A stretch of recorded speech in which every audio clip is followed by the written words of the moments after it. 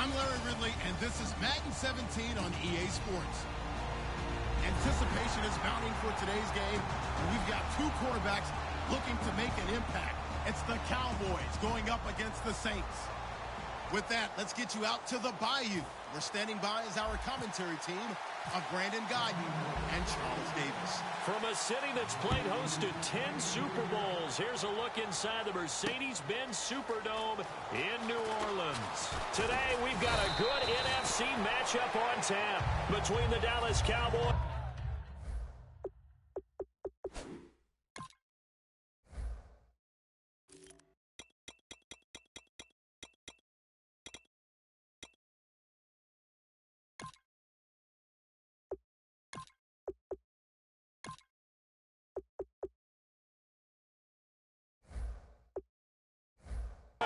and the New Orleans Saints.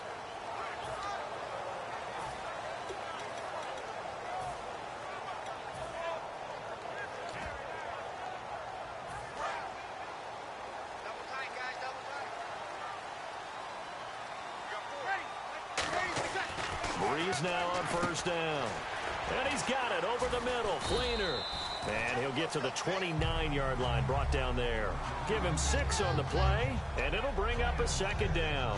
When you execute a drag or a crossing route really well and give them a chance to let it develop a little bit, you can gain some significant yardage hitting your tight end on that one.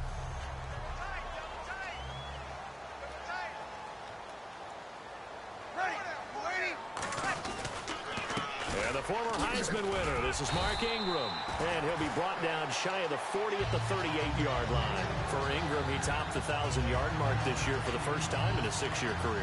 Didn't he just come out of Alabama last year? That's what it feels like, right? I mean, it's amazing. 6 seasons he's had. Won a Heisman Trophy there, finally over 1,000 yards as a pro, and he increased his number of long runs, becoming a much better ball carrier into the secondary. And getting this just shy of midfield, they'll spot it at the 49. 11 yards on the pickup, and that leads to New Orleans first down. That's another nice run, and I have to tell you, some of the coaches that I played for, their philosophies were always different when they see a guy running the ball well. Some of them wanted to immediately go to play action and throw it now because it's wide open. While other coaches said, you know something? Until they stop him, that big boy's going to keep getting the football. And that might be the direction that they're going to go right now. This is Ingram on first and 10. And he'll get across midfield and down to the 48-yard line. 3 yards on the pickup there, and it'll be second down. The headshots here are the offensive unit. And what about Brandon Cooks? If he's not a 1,000-yard receiver every year he's healthy in the league, I'll be surprised. Came out of college wanting to be a pro, studied all the best receivers in the NFL before he even got to the league. Catch here, left side, Thomas. And the ball is knocked out. It's picked up by the Cowboys. And a huge return as he'll take this one all the way down inside the 30-yard line. And without a doubt, not the way they pictured that opening drive unfolded. No, they were making progress. They weren't exactly in high gear, but they were making a few yards along the way. And now that they've coughed it up, you got to go back to the sidelines and regroup a little bit.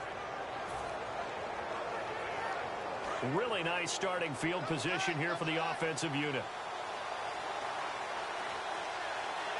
One man in the backfield, Elliott. Prescott now after the fumble recovery. And on the left side, he's got Witten. And he is out of bounds just a yard or two shy of the 10. It's a gain of 17 that time. And the Cowboys are going to get a first down.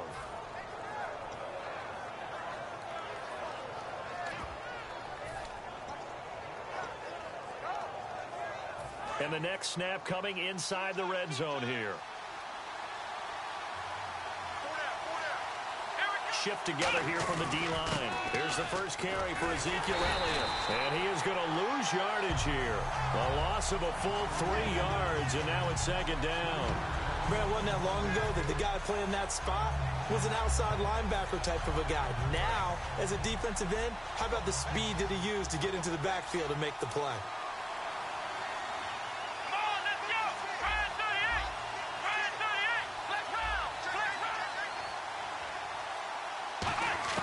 A second down throw for Prescott. Dancing to his left. And hit behind the line. He lost the football. It's loose. On plays like this where the ball comes free, it's often unusual for the team that lost it to get it back. Because this is the quarterback. The ball gets away from him. Everyone else is trying to execute what they're supposed to do on offense. They're usually looking in the other direction, downfield, or have moved away from him. In this case, though, a teammate is able to come up with the ball. Here we go. Now it's the Florida Atlantic alum. This is Alfred Morris. And he'll take this one down near the 15. Just a yard on the run there, and that's going to bring us to a 4th down.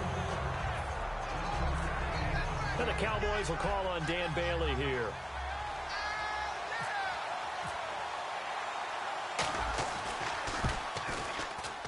And Bailey able to knock it through. And the Cowboys are going to jump out to a 3-0 lead. So, of course, they wanted to find the end zone, but when you go on the road and your first drive results in points, I think you're pretty happy. You have to be, because you've taken it to the home team in this case. And while you may not have shut up the home crowd, you've quieted them down a little bit. Good way to start. Now the Saints, they trot their offense out here. And last time the turnover on the fumble, and they were in enemy territory, so that had to be very frustrating. Down on the scoreboard here, can't do it again. You nailed every part of what was frustrating. Down on the scoreboard, had a drive going, had pushed it past the 50-yard line, so they felt like they were in striking distance, and to come away with nothing, not a good feeling at all, to put it mildly. Now they can't afford to do that again. Yeah, now can they get that bad taste out of their mouth here? And this last year, right around mid-season, it's kind of when Michael Thomas emerged as Drew Brees' favorite target. And he finished leading all rookies, 92 catches, over 1,100 yards. And one of the things I remember most about learning about Michael Thomas last season when I did a Saints game was finding out how much winning meant to him. Multiple teammates talked about after a loss, how upset he was, how much he put into practice getting ready for the next week, and how much he was looking at other guys and wondering, do you care as much as I do? And that's a really big deal for a rookie receiver, and he translated it into action the rest of the year. And the defense searches for one more stop here after the run on 2nd down. They'll try to run for the first with Ingram. And he's going to have the first down at about the 38. Call it a gain of 7, and it gets him a new set of downs. I don't know about you, but that almost felt like old-time football there. 3rd and 2 is not necessarily just a running down anymore. A lot of times they want to throw the ball. They went back to the roots and powered forward and got the first down. Brees gives it up to Ingram. And he will possibly get back to the line of scrimmage. That's it. On the other hand, it will definitely take us to the end of the first quarter of play.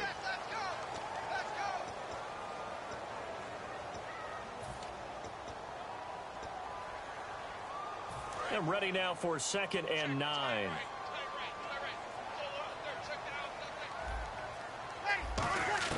Now they'll throw with Brees. Surveying the field. And that's caught inside the 35. He got 29 yards that time. And just a small glimpse there as to why they like this rookie so much. And that's why they lit up a little bit in our meetings with the coaching staff. Yeah, when we talked about him, they did. Yeah, you know, they like his work ethic. You know, this guy's running every route well in the route tree and getting better at it all the time, really honing his game. They expect a pretty good jump out of him as things continue to move on. Brees hands to Ingram. And able to push his way forward here for a good little gain. Give him 5 on the carry there, and it'll be 2nd down. And that's exactly what you want on a first down run. Pick up 5 yards, bring up 2nd and 5.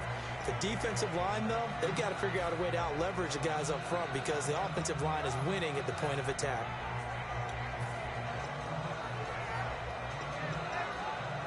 And here comes play number 6 on this drive.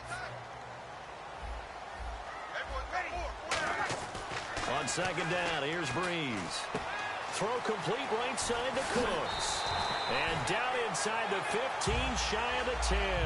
It's a pickup of 16 there, and it'll lead to a new set of downs. And now the passing game here in the 2nd quarter starting to heat up a little bit.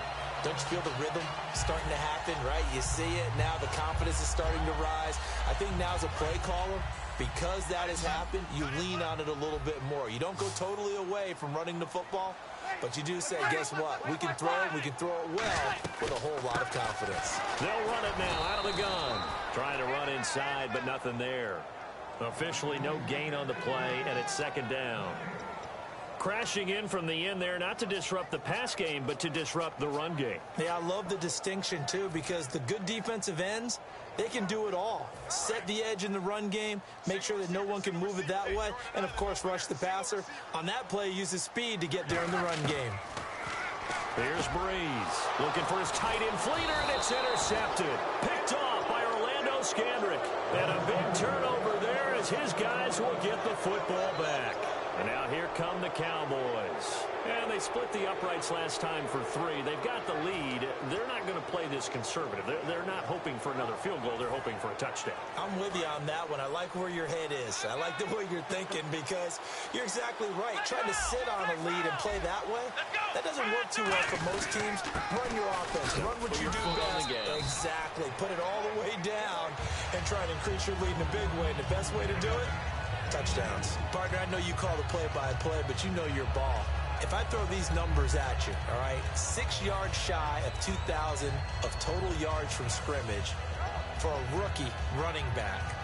What do you think? Sounds like me in high school.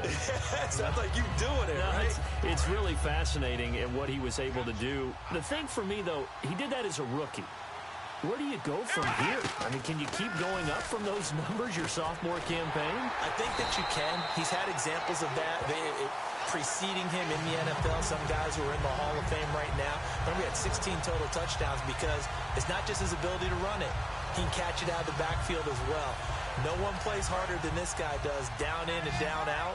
I think he's just going to keep getting better. Bryant, the lone receiver, left. On third down, it's Prescott. He's got a man. It's Williams. Terrence Williams. 20, 10, touchdown, Cowboys.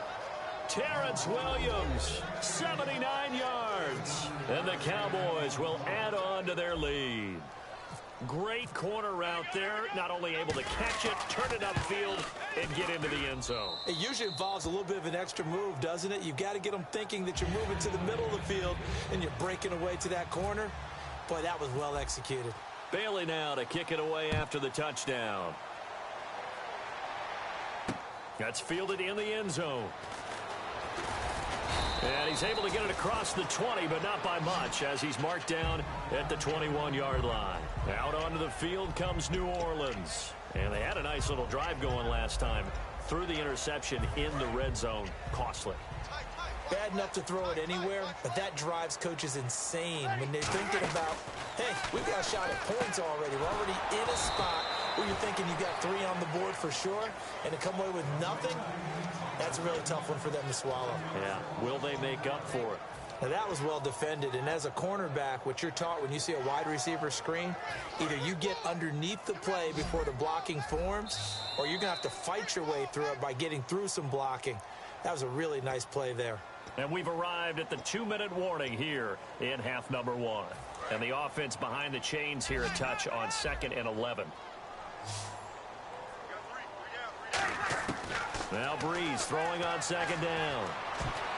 And they can't get the long connection as it falls incomplete. Brandon Cooks, the receiver he was going after. And that takes us from 2nd to 3rd down.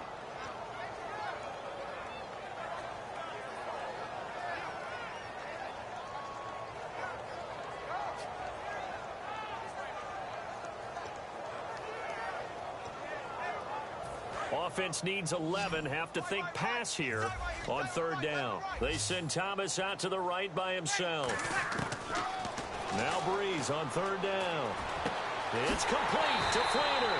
And they'll get it all the way out near midfield to the 45. An ex-teammate used to tell me all the time, I hate experienced quarterbacks because no matter what, you really can't hide what you're doing. And I think that right there, he knew right away where the blitz was coming from, where his primary guy was going to be, and he ended up going to a secondary target for a nice game. I was just going to ask you, that wasn't the primary target. He's so good at that, isn't he? I think he knew right away that he wasn't going to get to his primary guy. I think he read that as soon as he got to the line of scrimmage, knew where the pressure was going to come from, and said, I know how to beat that, and that's what he did. They'll put 2 receivers left, 2 to the right. They'll run it now out of the gun. And he's going to get this inside the 30. Give him 11 on the gain there. And it'll be first down, Saints. Well, so much for him being bottled up throughout the day. Finally finds a way to break through and get a really nice gain. The defense had felt great about what they had going. Now they've got to turn their attention to getting it back in that direction. Can they bottle him up again? Because I'd say after that run, confidence is pretty high for him. Throwing on first down is Breeze. This will be caught inside the 10. 20 yards on the pickup. And now a timeout called by the Cowboys defense. It's just their first, so they'll have 2 remaining here before we get to halftime.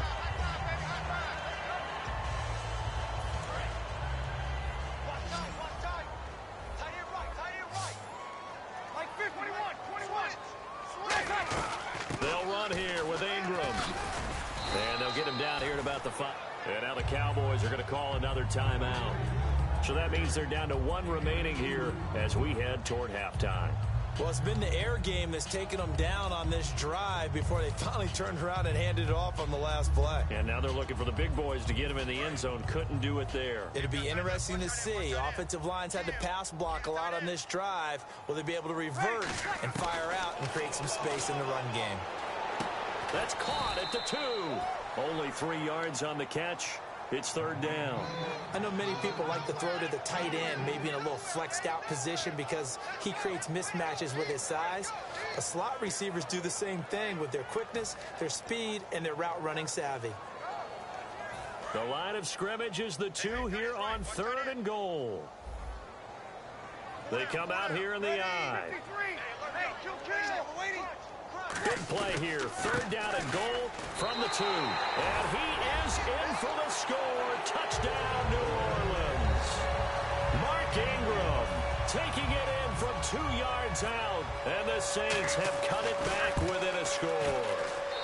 And they're back within a field goal. It's 10-7 now.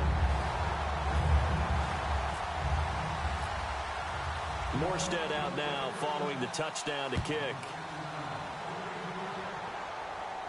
And no return on this one as the fair catch is signaled for and taken. And now Dallas gets set to take the field. And we'll see how this is played. Offensively, they've got the lead. Not a whole lot of time left. What do you think, Charles? Well, it's tempting to try and add to your lead. But a mistake there, that can change things in a big way. I say go ahead, take the knee, get on out for the half. Now the backup, Darren McFadden.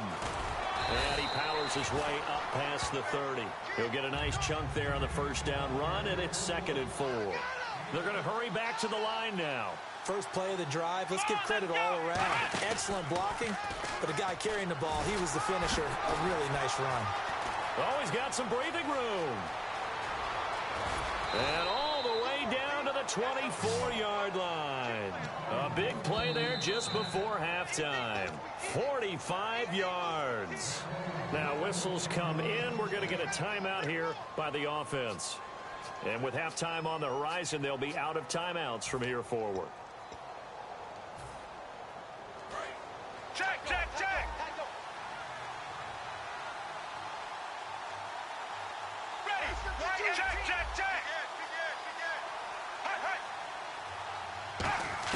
Now it's the backup Romo. That is caught at the 7.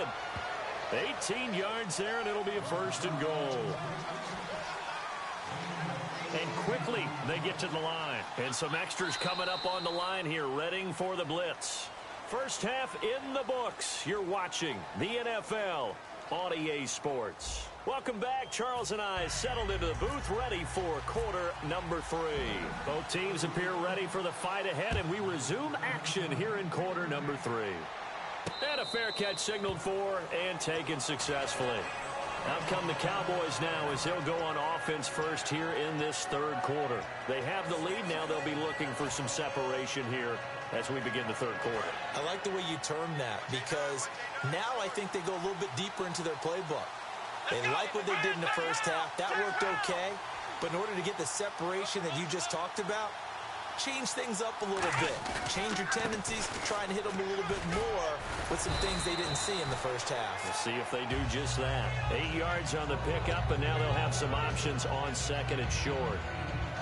Offensive linemen love creating space for their guys carrying the ball, but when that guy also breaks tackles and creates extra yardage, they almost feel like he's one of them, and they really embrace him. And on the outside, they're playing press coverage. Back to the ground, but here, McFadden. And he'll be taken down right around the 34 after a pickup of only a yard. In order to play really good run defense when you're playing a 3-4, those three guys up front, the nose tackle and the guys they call the defensive ends, they're usually big, big people because they're going to have to eat up a lot of blockers because it's usually 5-on-3. And when they do their job well, guys who play on the inside, those inside linebackers, they're able to just roam and hit. On the sneak, it's Prescott. They only get 2 there, but on 3rd and 1, that's all they needed to keep the drive going. Well, they pick it up on 3rd and 1 on the quarterback sneak, and that's not easily done because there are extra bodies in there on the defensive side, and they're moving forward at the snap. Yeah, I was certainly expecting a handoff, weren't you? Yeah, I totally was. I thought they'd go with a back, maybe try and get a lead blocker in front. But as you talk about in different games, those guys with confidence in their offensive line, they just want to move forward and get it.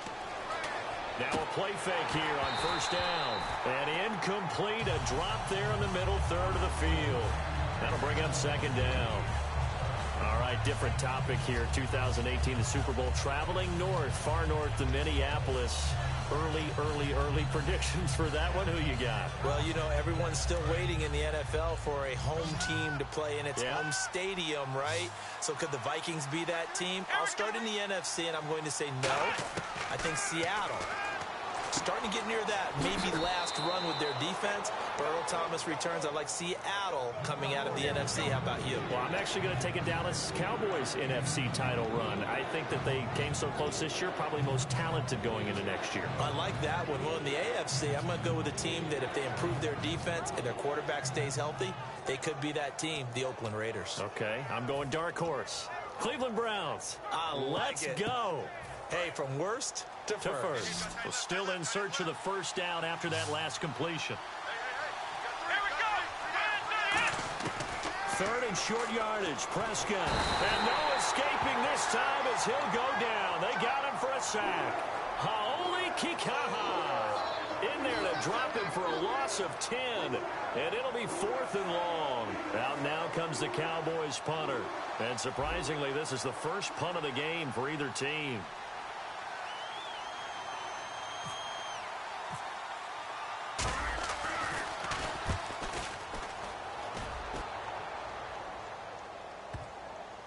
And you can't do it much better than that. This ball kicks out of bounds at the 4-yard line. Now we take a glance at the offense as they work their way back out for their first possession of the 2nd half. They were able to get the stop defensively. Now a chance to turn that into points on the offensive end. Can you imagine what the grease board looks like at the half? Because that's exactly what they printed up.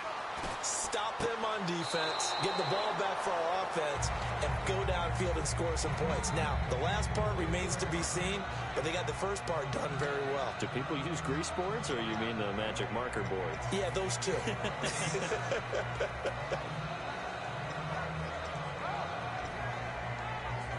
10 yards still left on 2nd down.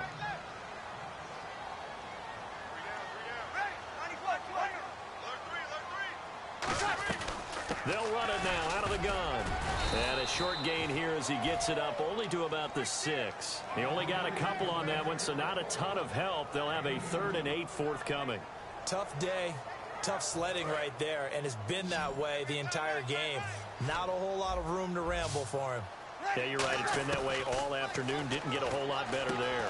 And he's got it over the middle. Fleener.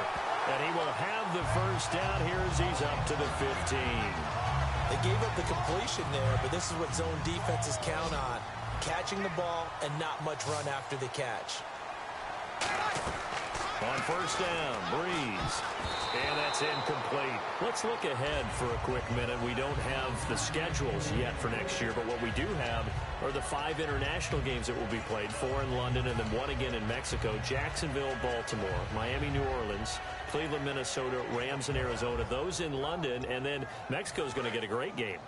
the Raiders and New England. Yeah, you're exactly right. And just think about the ones in London. Remember, they're splitting them between the two different stadiums in London, so they get a different flavor in all of these places. From Mexico for the second straight year, the Raiders are coming to town.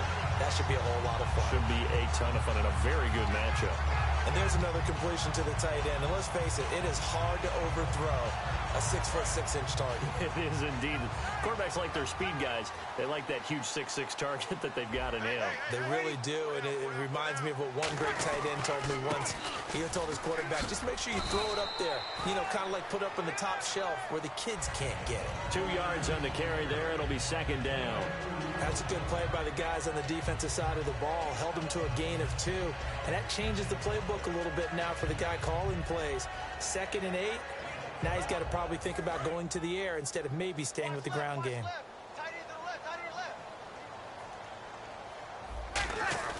Breeze to throw on second down. Left side and caught by Flainer. And he'll be taken down, but not before he gets into enemy territory. And the play goes for 19 yards, gives him a new set of downs. And when you're playing a quarterback with some experience and some moxie, you enter the danger zone when you decide to blitz him, because if he's able to diagnose as he did on that play, he can hurt you downfield. He reads defenses so well, doesn't he? He really does, and the best part about that play for him, I don't think that was his primary target. I don't think so either. I think he had the read, figured out where the blitz was coming from, and went to a secondary target for a really nice game. This drive is turning into an extended one, and the guy carrying the ball, he's becoming more like a body blows guy. Every carry is putting some damage on the defense. So after a while, I'm not too sure how many guys are going to want to run up and tackle him. They come out here in the eye. On second down, Ingram. And he's going to get this inside the 30. Back now here live in New Orleans. It's been a very hotly contested game to this point. Just a field goal separating these two teams as we get set for the fourth quarter.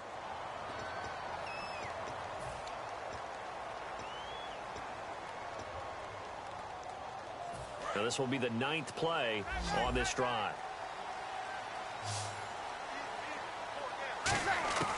Breeze now on first down. And he'll be hit as he releases it, and that'll fall incomplete. A pretty good coverage there, and both of these defenses, they've had good coverage throughout this one. No doubt about it, and in today's NFL, where we're used to a bit more scoring, this feels almost like a well-pitched game in baseball on both sides, where the tension continues to build. Who's going to make the big play? Flushed out right. Toward the right sideline, but it's incomplete. He was looking for Mark Ingram there, and it's third down. Long drive. The defense just cannot seem to catch a break and get off the field. They come out 5 wide, 3 of them to the right side. Breeze going to throw. And Cooks has it over the middle. And they get 10 yards there and convert on third. Well, they've had a great, impressive drive going here, and that pickup ensures the drive continues. And not only do you continue the drive, which is demoralizing for the guys on the defensive side of the ball right now, but you make your own defense happy. They're able to get a little more rest over on the sidelines while this one continues downfield. Now Ingram, he's been busy today. And he is into the end zone. Touchdown, New Orleans.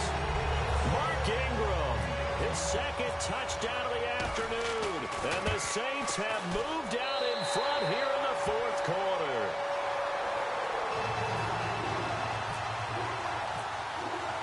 Morstead out now following the touchdown to kick.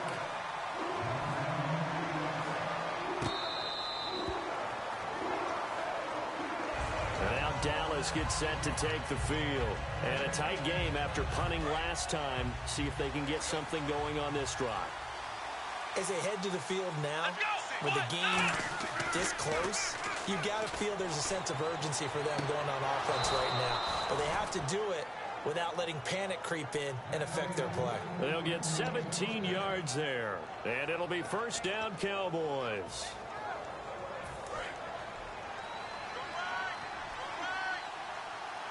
One man in the backfield, Elliott. He's going to get the football. Trying to turn the corner, but they string him out and stop him at the line of scrimmage. Credit him with a 1-yard gain there to make it 2nd and 9. Partner, we know today's NFL is really built around the guy throwing the football. But these short runs, they still pay dividends because they can take their toll on a defense, and they can add up as the game goes along. You control the clock, you control the ball, and that way you often control the game. Give him 6 yards on the carry. It's going to be 3rd and 3 now. And once again, leverage wins. The offensive line, lower than the defensive front, they moved them and found some good space for the guy carrying the ball. So following the run, we'll see what they do here on 3rd down. They come out 5 wide, 3 of them to the right side. Oh, and the hard count might have got him.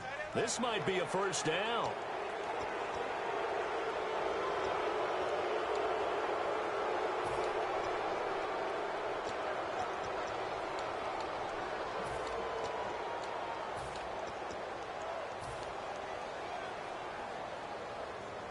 So here we go, 1st and 10 now. Looking to jam the receivers at the line here. Press coverage look defensively. After the penalty, it's Elliott. He'll get only a couple down to the 44. Tackle is made by Cameron Jordan. But I think we know by now that every run is not going to be broken and get all the way to the end zone. But these short ones still have their value. You can still set up your play action and throw the football. You control the clock because you have the ball and they don't. And often the physicality sets the tempo for the game. They'll try to throw now. Prescott. And on the left side, he's got Witten. And he'll go out of bounds after taking it a little further down inside the 40. It'll be a gain of 8 yards, and that'll bring up what looks to be a 3rd and inches. Can't be more than a half a foot. Time starting to run out here in the 4th. This defense just trying to keep the offense off the board and preserve this potential victory. It's a keeper with Prescott. And he maybe makes it back to the line of scrimmage. That's it. They'll be marked inches short. No gain on the play. And that's going to lead them to 4th down. 1 score down. Here we go. They're going to go for it here on 4th down. They'll run it with Elliott. And he'll lose yardage here. Back at the 41. Ezekiel Elliott not able to get it past the marker. And the Saints will have the football back.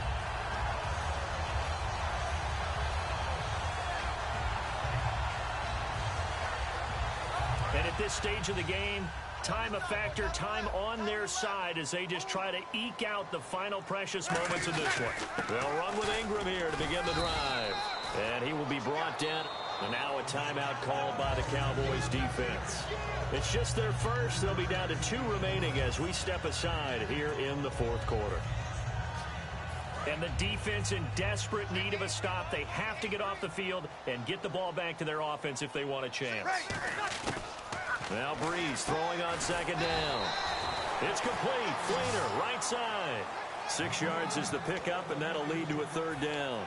And he's the epitome of what we call the move tight end. A guy that you can line up anywhere. In the slot, out wide, in tight. Doesn't really matter because he has such great skills. You want to utilize him in all aspects of your passing offense. And there he was in the slot for the catch. On 3rd down, Mark Ingram. And he'll get nothing out of that one. He needed 2, he got 1, and that's going to leave him with 4th down at a yard.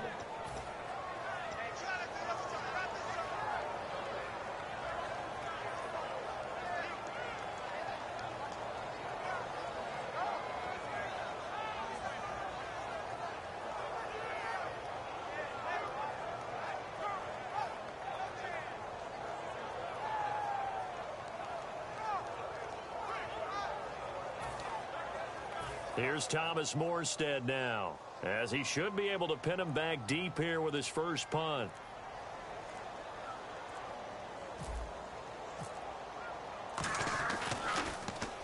And he gets it away, a directional kick going toward the sideline. And they'll play keep away from the returner as this one will be marked out of bounds at the 13-yard line. Pretty good spot. And out now come the Cowboys. They're down here in a 1-score game. At the time, it's a factor, but it's not a huge factor right now, is it? It's really not, because this amount of time, gives them a chance to run their offense, to go through play sequences. And this is what they work on every week in practice, usually on a Friday. They go over this type of a situation, late game situation. What are we going to do when we have the opportunity? They've called these plays a bunch of times. Now's their chance to execute them. Yeah, they have the opportunity now. Here's the execution. So they're still at the original line of scrimmage here. 2nd down and 10. He's back to throw. Throw right side, complete to Williams. And a nice gain of 21 yards. They got exactly what they wanted there. Out route, catch, get out of bounds, stop the clock. And I have to criticize defense here because you know the situation. You want to keep them inbounds and have the clock run. So I'm sitting on the outside portion of the field and not letting them throw an out route. Throw anything inside and I'll make the tackle. An out route? That's not the way you're supposed to play it. He'll look to throw. Out left side here to Bryant. He takes it across for the touchdown, and they've taken the lead late in the final minute of the 4th. Wow. Wow. So how many practices have we watched over time where the offense works on scoring late in the game and finding a way to win, as we just saw there? Just saw it right there. Now can they preserve that advantage that they just got? He's got it, and this is indeed up to a 3-point lead.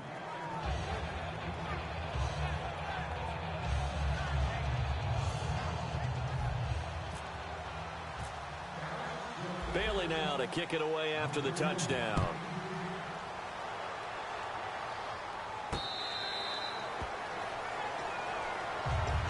Out onto the field comes New Orleans. They're only in need of a field goal, a decent amount of time on the clock. So tell me if I'm wrong. You don't have to be too panicked here. No, not at all. I agree with you. And this is where your preparation and your confidence comes into play. They've worked on these situations. They practice this all the time. They practice it all the time. They know what they want to get done. And in a lot of cases, the great competitors, they love this situation. They think they can go ahead and get it done. They practiced it. We'll see if practice makes perfect. Back to throw. Now a desperation throw deep downfield. He couldn't quite hold it. Got hit. Ball pops out. Incomplete. Well, they went for the big play there, but that drop could really hurt their momentum. 2nd down following the incompletion. Looks like the defense in press coverage here. They'll come out in the pistol. They'll look to throw. And he's got it over the middle. Flainer. And he gets this one all the way down inside the 20-yard line. And the game just keeps it so difficult to cover.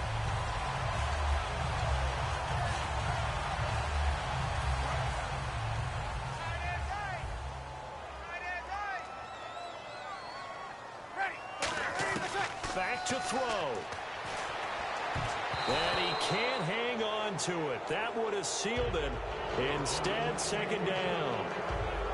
Not only did they drop it look like an interception in the end zone, they blew a golden opportunity to shift the momentum. 2nd down now after the incompletion. Possible run anticipation here as the D-line sandwiches together. To throw is Breeze. Brought in left side by Snead. Willie Snead all alone. And he is into the end zone. Touchdown, New Orleans. Willie Snead with time running out. And the Saints have moved out in front here in the 4th quarter. It's up and good to make it 21-17. Morstead out now following the touchdown to kick. Now it's Lucky Whitehead on the return. And he'll take this up past the 20 and down at the 22-yard line. The offense for the Cowboys now working their way back onto the field. Critical condition here, obviously. Got to hope to get something quick right and then maybe take that shot deep. And once they do take the big shot, you've got to worry on defense. Of course, no one getting behind the defense and make it an easy throw. But nowadays, it's not just the ball being tipped in the air and people in the end zone in a cluster. It's that guy that's short in the end zone who comes up and ends up making the play because he goes unguarded. So there's a lot to think about if you're playing defense in this situation. We'll see if they can cover all their bases. Oh, he caught it. Just couldn't get the feet down. Couldn't get that toe tap sequence, right? I was ready to call him tippy toes if that one was completed. They come out 5 wide, 3 of them to the right side.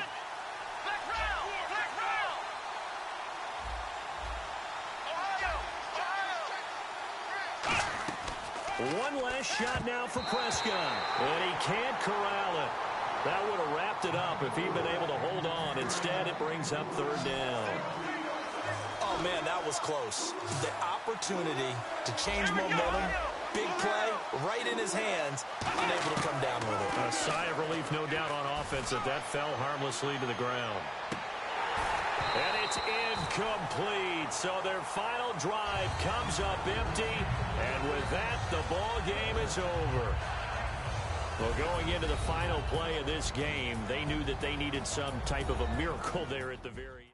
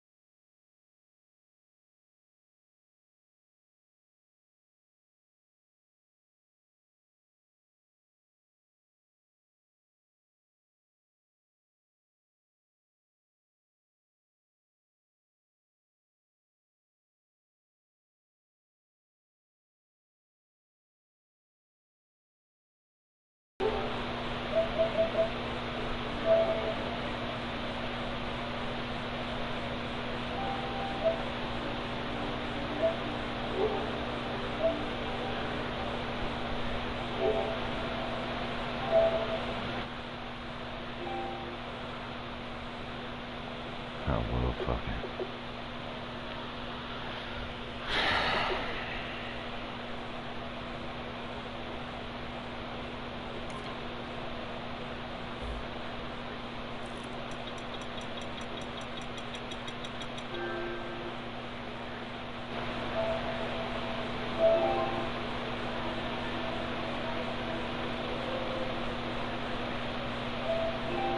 What's up, man? Hello? Oh man, these motherfuckers don't work. Hold on, man. I'm gonna have to get my headset. Give me just a second. This bitch don't work. Fuck. Where's my headset?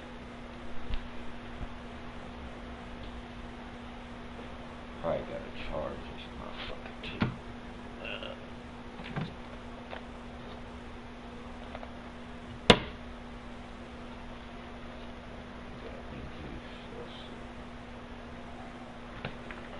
Hang on a second.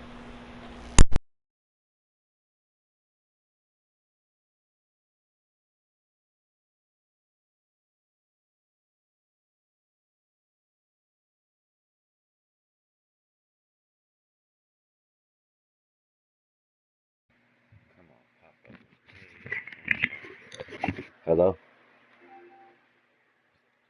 Hey man, what's happening, dude?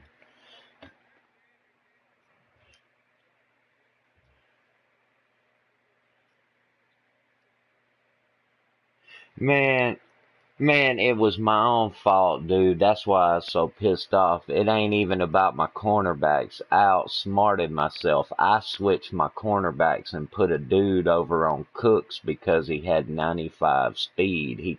So Cooks couldn't burn him.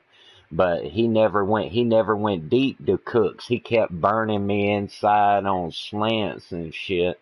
And I'm like, oh man. And the guy I put on him couldn't press him, so he was just kept beating me inside every time. And then I ain't even mad about the play he scored on. He broke 2 tackles to do that shit. But before that, I'm mad at myself because he hadn't been throwing them C routes, man, and I was gonna defend it. I'm like, man, I said, fuck, he's been killing me over the middle, so I took a middle guy instead of the guy on the out, and he hit me with that C route, and I'm like, oh shit. Yeah, 'cause if he had been running C routes, I'd have tried to cover that shit, man. But he ain't running C routes, bro. He's just fucking. He was throwing ends and shit. He ran maybe 2 C routes the whole game. That was a trip, dude.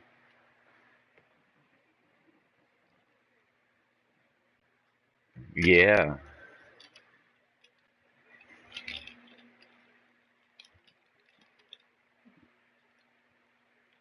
yeah. He never went deep to Cooks. Not one time. Not one time. That's why I said I outsmarted myself because I paused the game at the very beginning and I'm like, oh shit, let me move my corners around real quick for this guy.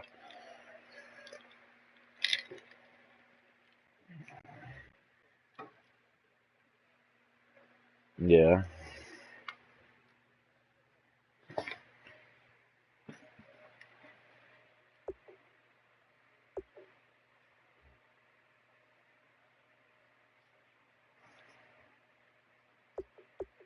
Yeah, yeah.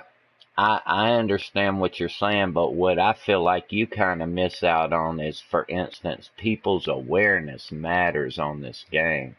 People and how it matters is like my guy kept getting beat inside. Why? Because he has a less awareness. So when this guy cuts, he's gonna pause a second before he makes the cut too. Whereas somebody with a high awareness is gonna cut right with him, or even maybe beat him to the cut.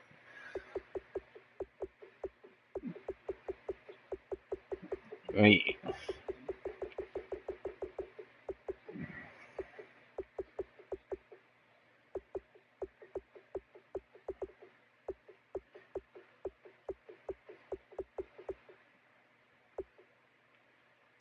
Oh yeah, I know what you mean by that. On my corners, man, I don't look at press too much because I don't press unless I'm in the red zone for the most part. I look at I look at man coverage and I look at zone coverage, man. That's what I do. And then I go according from that. And actually, I like, because I play more zone than man, I like to put my best zone corners out there. However, there's always exceptions to the rule depending on who you play. You know what I mean? Because if you're playing, like for instance, Julio Jones, I don't need a fast guy on him. I need a guy that's going to be able to beat his ass up. Whereas, because he's not fast, he's just athletic and tall. I guess he's got a little speed, but he's not one of the fastest guys. Odell Beckham's faster, you know. And even this guy I was just playing is faster.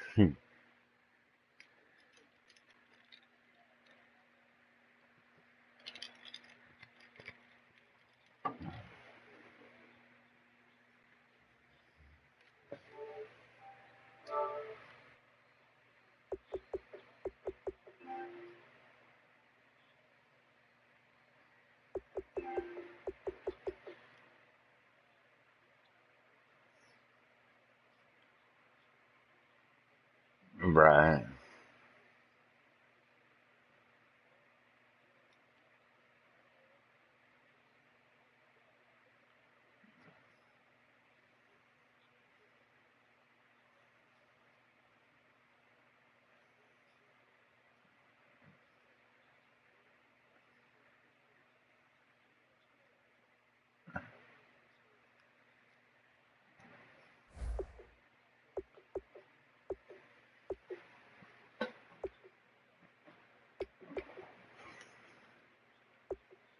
Yeah.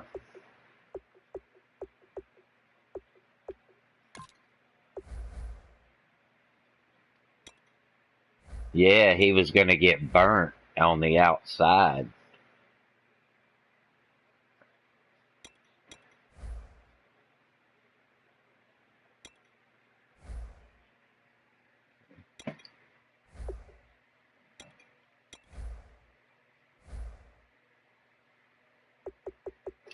Look, awareness makes so much of a difference on this game. Let me put it to you like this. If you're usering the middle linebacker, right?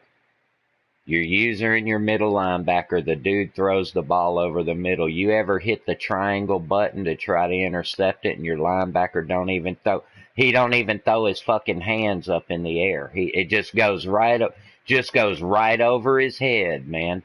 That's awareness, man. It's awareness, I'm serious.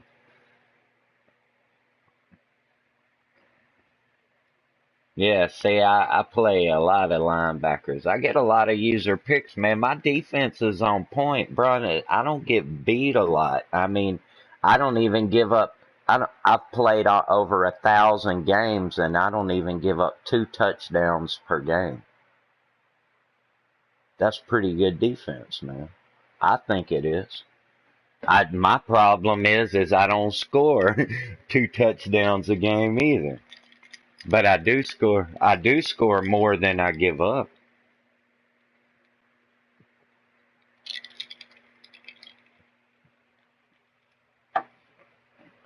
I have to because I can't pass.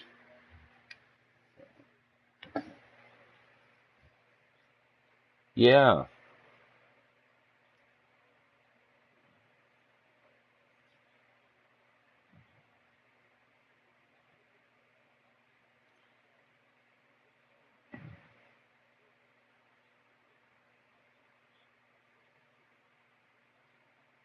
yeah, yeah. I mean that dude I was playing just now ain't no scrub, man, and he beat me on the last play of the game. He's not even played 400 games and he's almost 100 over. The guy just played.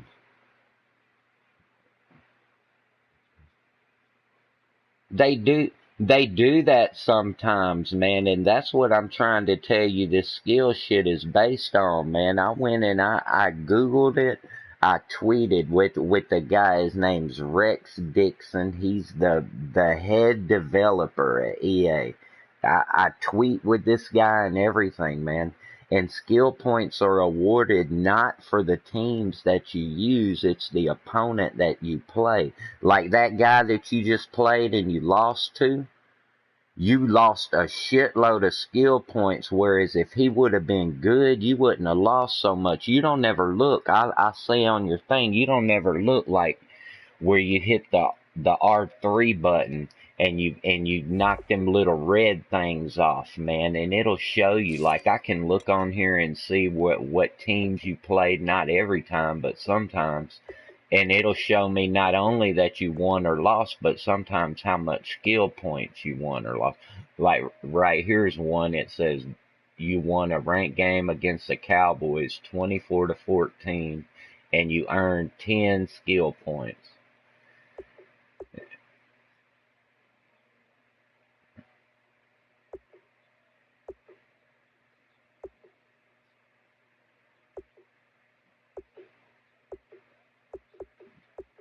Yeah, man, they make the game, and that's why people are so. That's why next year when the next game comes out, bro, it's gonna have it's gonna have three different modes. So like how we're playing online right now, you're gonna have a choice of actually three separate rules. But I know one of them you're not gonna play arcade. I'm not gonna play arcade either. It's like one of the rule sets. They have online head-to-head arcade, online head-to-head simulation, and then they have online head-to-head competitive. Right now we're in simulation. Right, you pick your plays in all of them. But for instance, in arcade mode, there's going to be a lot of points scored. Defense isn't really going to count. You're going to see a lot of people with one hand catches and this and that and the third. In simulation, it's going to be more tailored. The rules, the physics of the game is going to be more tailored to a sim game. Your players are going to do pretty much what they're rated to do, this, that, and the third. Now over in competitive mode, it's going to be like that, except it's going to be there's skill gap compensation in this game. Sometimes when you're whooping somebody's ass, all of a sudden they can just start hitting bombs, or maybe you'll throw a pass and it'll go 10 yards past the guy you were throwing it to give him a pick. It's skill gap compensation, and they put that shit in the game to try to keep the game competitive. So new folks that just buy the game, kids and whatnot, people that ain't played it, but a year, they have a fighting chance to win every game. That's why the number one player in the game has almost 1,000 losses, bro. You see what I mean? If not, man, there would be people on here that would be straight up beast mode, be like 1,025, shit like that. But they, and random fumbles, bruh, random fumbles, man, I'm telling you, sometimes I had to lead 20-0 in the fourth quarter. I get the ball, I'm running, all of a sudden my R1 button, it don't work. The dude gets a user strip, picks it up, runs it back for a touchdown. It's 27. The very next play, he kicks off, I wave, take the fair catch, I hand the ball off, user strip again, whoop, gone, another touchdown, 2 plays. The same thing, he kicked it off, boom, I fair caught it. I threw a pass, my guy caught it, boom, he's running. A third time, user strip in a row, he picked it up, and all of a sudden I'm down 21-20 with about a minute and a half left from 3 user strips in a row. I'm like, man, come on. The game does that, bro. It really does that to keep people in the game. It does. It really, really is.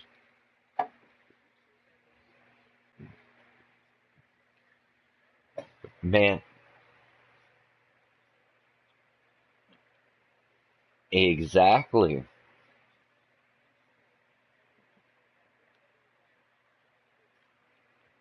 Right.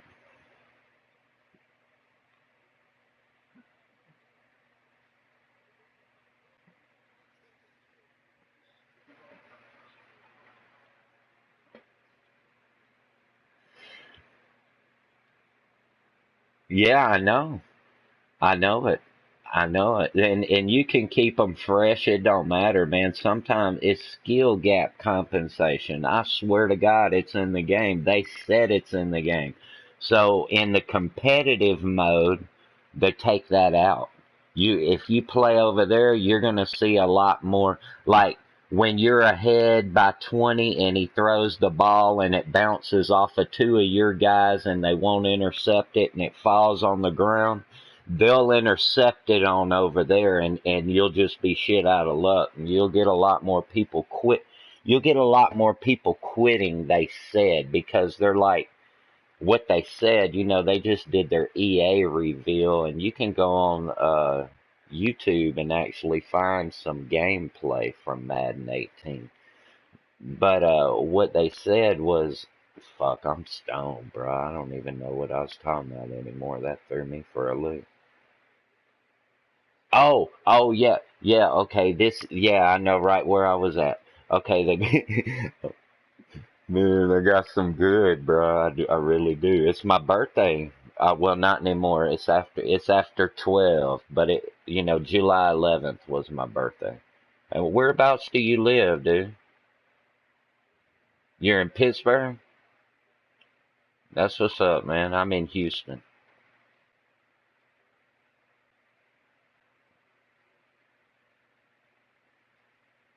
Yeah, we got one common friend in Houston, I saw.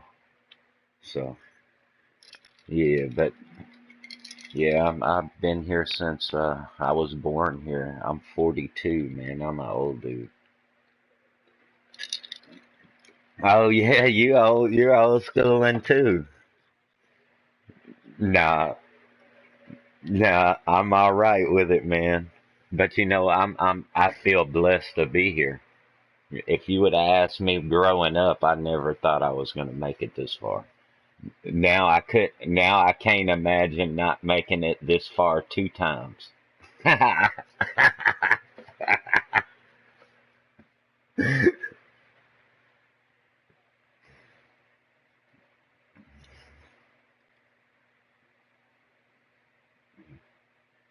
Yeah, right. No, it's really not. It's just how you feel. It's just all about how you feel, man. That's for real. Yeah.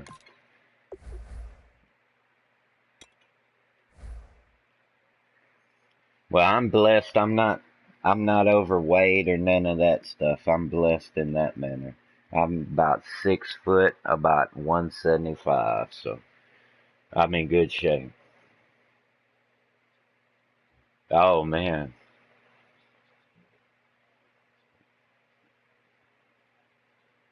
Oh yeah. You carry that weight good, man. 'Cause you're tall, man. You carry that weight good, I bet. That's good, man.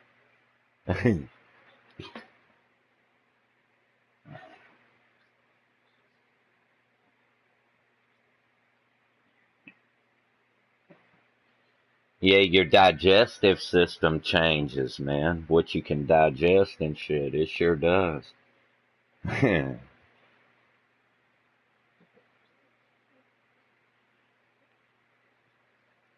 Yeah, and it's very hard to take off. Very hard to take off, man. Yeah. Not like when you was a kid playing. I used to go play football all the time, so I stayed in shape when I was a kid. Now,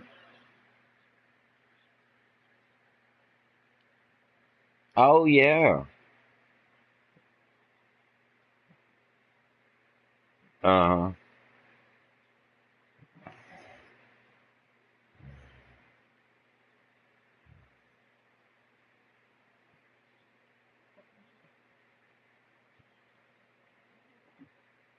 Yeah, yeah. And man, I can't even. I take my kids outside, and they're like, "Man, it's too hot. I want to go back in." Or they'll go ask, "Hey, I'm gonna go see can my friends come out that live across the street?" And then they'll go get their friends to come out, and then they'll come back in the house. I'm like, man, I thought we was gonna play outside. Hell yeah, I used to get my ass tore up for coming in after dark. Coming in after dark, man.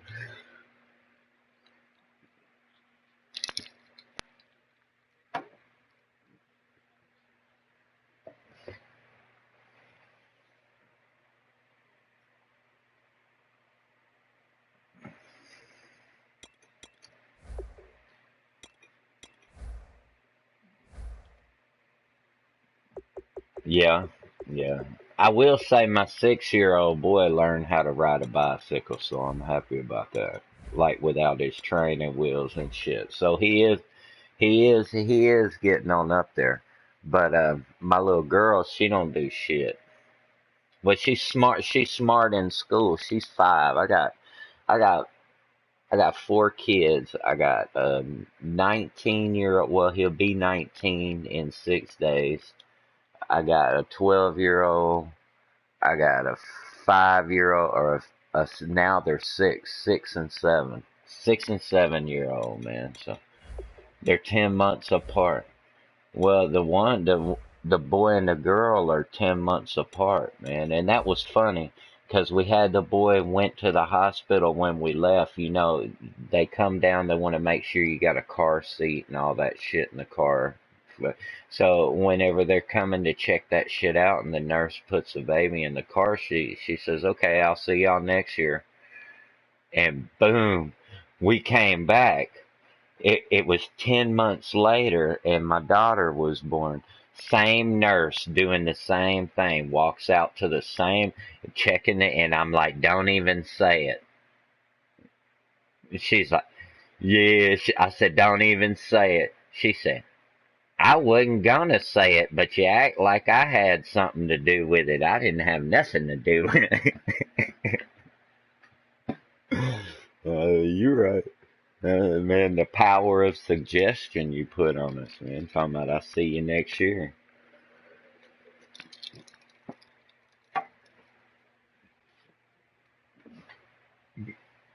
All right, man. That's what's up, bro. Like,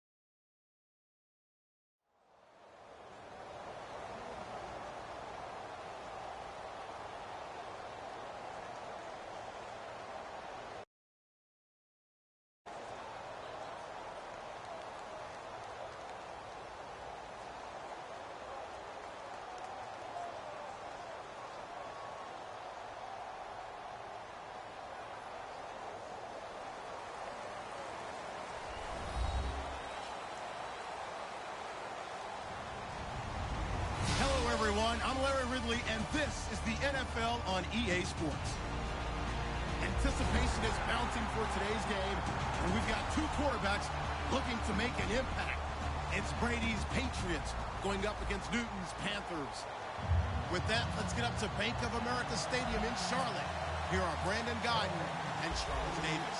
Larry, with a beautiful skyline towering just to the right of us, you get a look inside Bank of America Stadium in Charlotte, North Carolina. Straight ahead, we've got a good one on tap here between the New England Patriots and the Carolina Panthers.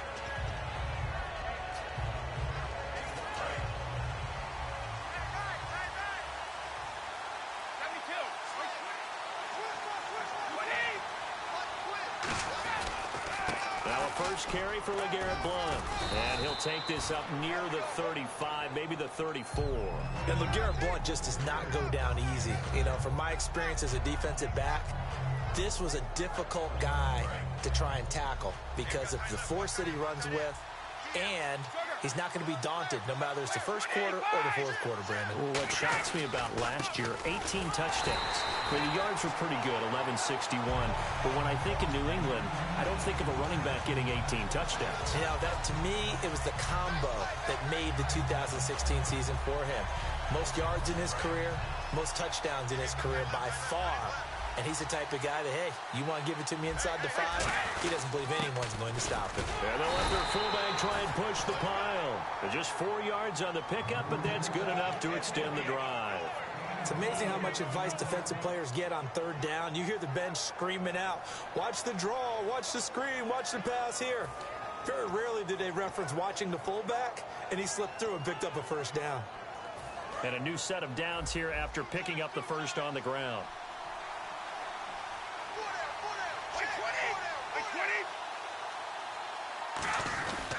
Brady gives now to Blount.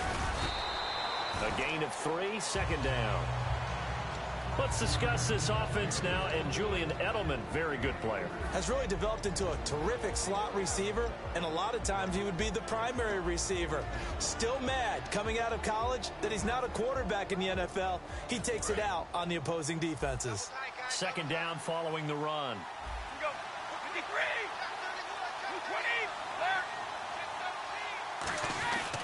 They'll run again with Blount. And he is met at the line of scrimmage, and he goes down right there. They'll lose a yard, and it brings up third. But when it comes to the running game, the New England Patriots, they're one of the few teams in the NFL that I don't think care much about balancing things out. Last year, to your point, 5th in passing yardage, number 30 in the run game. What they want to do each and every week is make a game plan based on their opponent, not so much their own personnel, and they try to attack that way.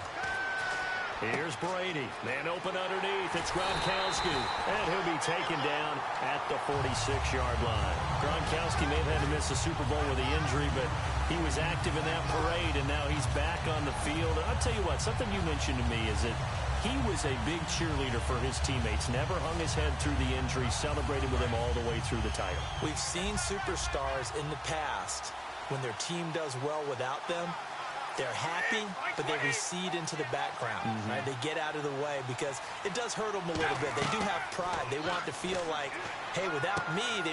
He rifles one that's intercepted. A great read, and it's picked off. And they told us repeatedly earlier in the week in our meetings, we need some plays from our defense here on the road early. They got one. And don't think they were above all week long pointing out to their defense that the other defense is rated higher than them. You going to let that happen, guys? Is that how we're going to play? And they responded to the challenge. And a great spot to start this drive from here.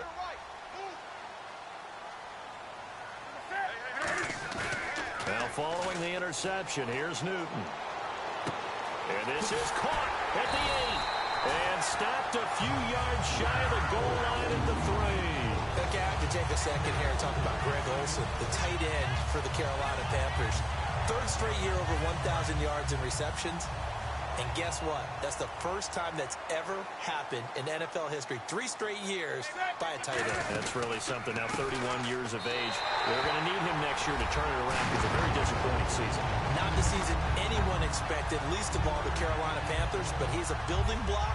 that they can go ahead and get back to form starting in 2017. Well, they weren't messing around. First and goal, they don't do anything fancy. They just go to the fullback right away.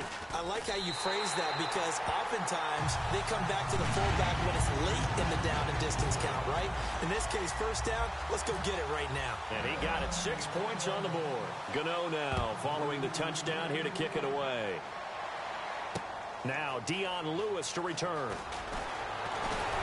And he'll get across the 20 before he's brought down at about the 23-yard line. Okay, partners, New England comes out here to take the field on offense. This is such an interesting story, how they've been able to do it year after year after year. Guys talk about parity in the NFL. Well, New England has kind of transcended that parity, and they've done it with guys that you don't normally think of as household names. The parts keep changing for New England. That's the amazing part. On offense, all right, offensive linemen change, receivers change, running backs change. We know the one constant is Tom Brady, and that's a huge deal for them. But to be able to do it in what you call the parity times, and you're exactly right, everyone's supposed to be pretty equal. New England still a top 10 offense year in and year out. In 2016, they were number 4, and that helped them with a number 1 ranked defense as well. Now, how about that call handed to the big guy in that situation? Normally, you think of him as a real short yardage runner, but in this case, they trust him to get a few more yards than that. I remember an old New York Giants quarterback, a Super Bowl winning quarterback, telling me he loves offensive coordinators who call the plays with a little bit of abandon. 7 yards on the pickup there, and it'll leave him with a 2nd and 3. Some runs are blocked so well, you almost forget that someone has to carry the ball to gain the yardage. The leverage by the offensive line to create space up front, really well done. Again, here's Blunt.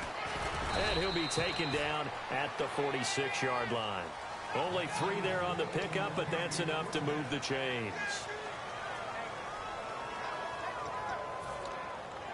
And this will probably be the last play of the quarter. Alongside Charles Davis, Brandon Gaudin, it's the Patriots in possession to begin quarter number 2, and they've got it here with a first down.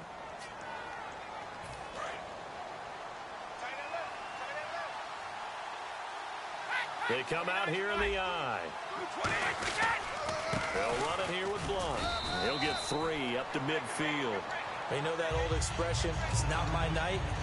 It hasn't been his so far. I don't know if the legs are a little bit heavy. Sometimes having to hang out all day and play doesn't exactly play to your advantage, but it's been a tough go for him. And every time he looks up, somebody's there defensively. That was the same case on that play.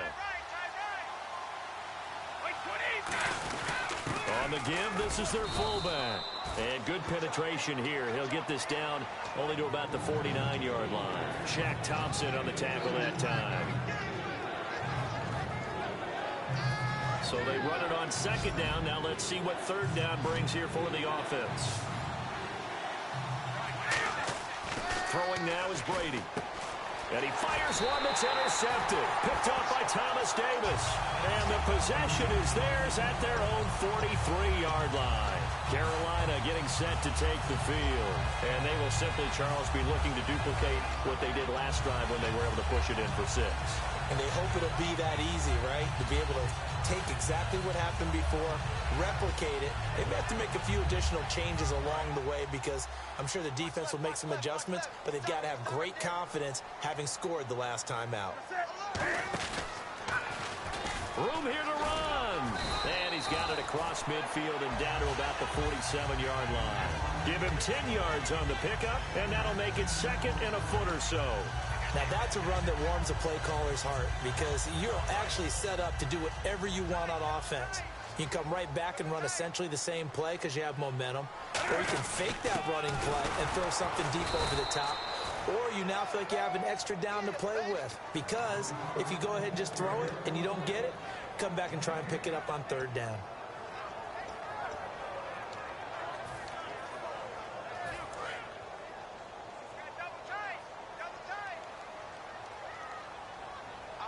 And on the outside, they're playing press coverage. He can run for it, and he will. And he has the first down yardage before they bring him down right at the 45. And while it's highly unusual for NFL teams to think about using their quarterback on key third-down runs, none of those teams, save one, has Cam Newton. He's unique, one of the biggest quarterbacks you'll ever see. Give him the ball. Let him pick it up. Stewart is the lone setback. And he'll get it up the middle. And able to push forward for right around 3 yards down to the 42. And the numbers down a bit from their Super Bowl year this season for Jonathan Stewart. Did have some injuries. He finished with 824 yards. 9 touchdowns, though. Good in that department. When it's around the goal line, he's a terrific runner because he knows how to get there, and he can run through contact, run through trash, as we like to say. That's part of the reason he accumulates the injuries that he does, because he runs inside a lot and takes on those linebackers. But they're going to work on Jonathan Stewart in the offseason, get him healthy, and have him back ready to go for next season. 15 yards there on the catch and run. And coaches always harp on the quarterback reading the defense and getting into the open man. That's good recognition there. And how about what he did after the catch? Yeah, hit your tight end, let him get some rack. Yeah, when he gets moving, not many guys want to come over and put a hit on him, do they? First down and 10 now for the offensive group.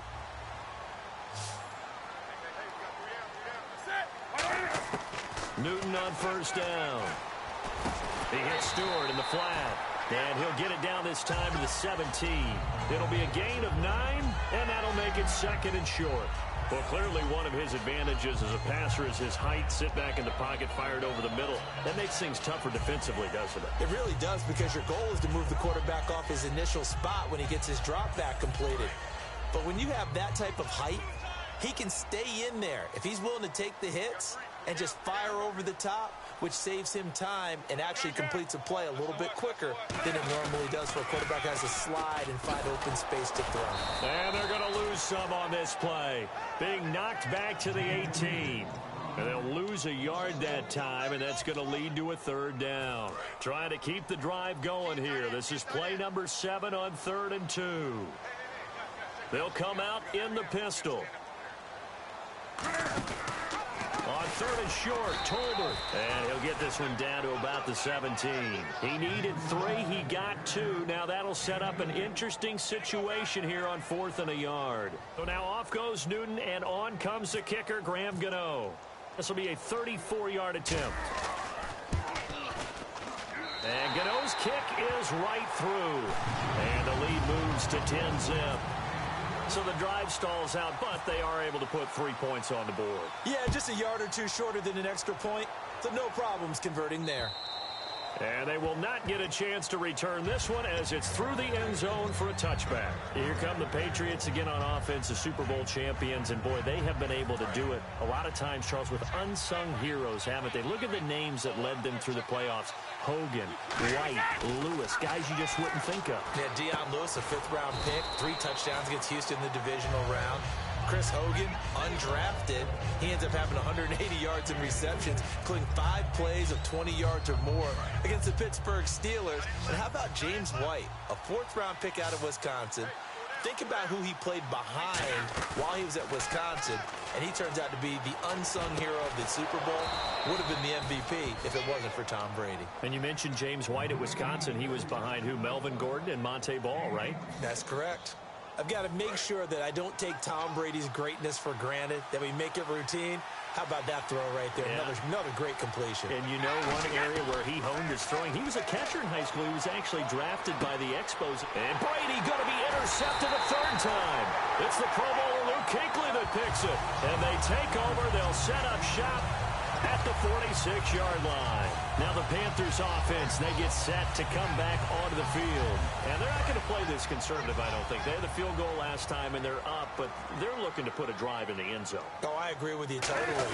No one goes out on the field and says, all right, let's just settle for 3, except in certain situations, trying to ice a game, that sort of deal. Most of the time, it's end zone, and that's what you're thinking, and I believe that's exactly what they're thinking as they begin this one. Yeah, no quarterback ever goes out there saying, hey, let's get 3, right? Not one that I've ever met.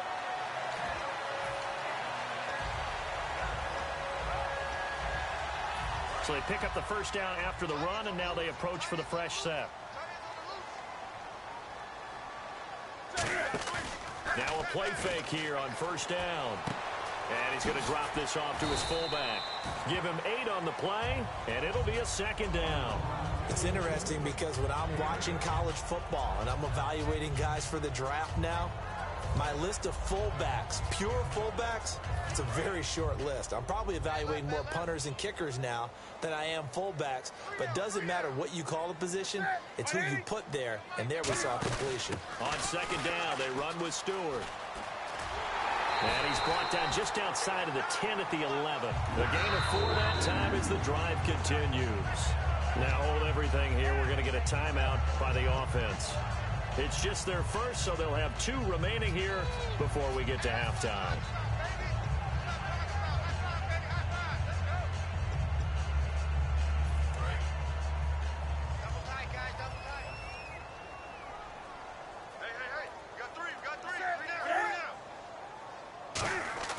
After the run, Newton going to throw. Oh, he had 6 points in his hands there. Couldn't hang on. Second down. After all the preparation, all the practice, a play like that will absolutely break your heart. They had everything they wanted, just unable to complete it. In the end zone, a big-time drop.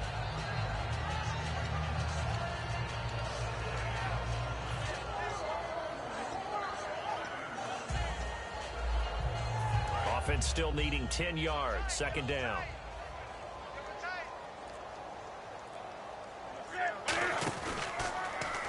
And now he'll tuck it and run. And running room hard to come by here. He gets it down to the 8. Just a couple there on the second down run. Now they're staring at a 3rd and 8 situation.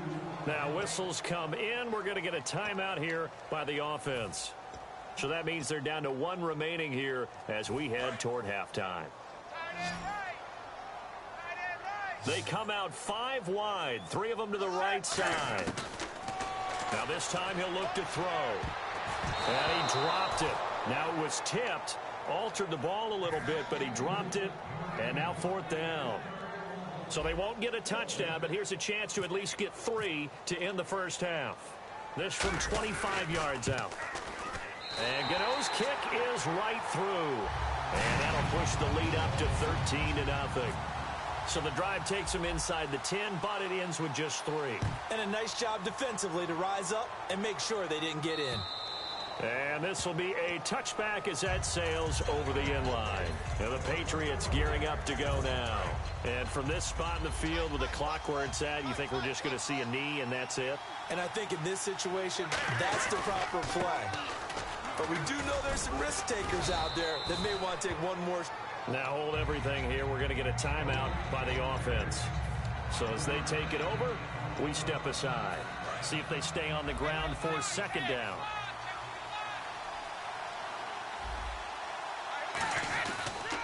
Now a carry for Blunt. And he'll be brought down shy of the 40 at the 38-yard line. So 2 quarters down, 2 remain. Charles and I return. And apparently that's all, Larry. So much for the halftime report. We'll see you in the postgame. We're ready to get to the 3rd quarter.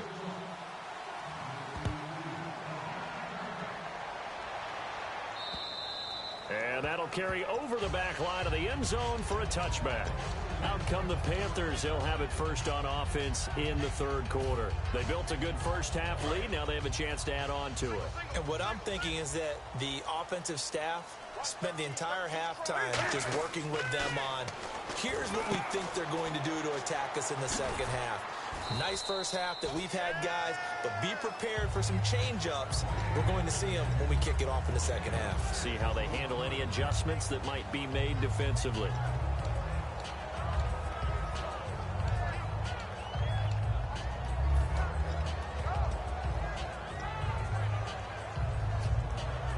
Completed pass play. Now let's see if they go back to the air or to the ground.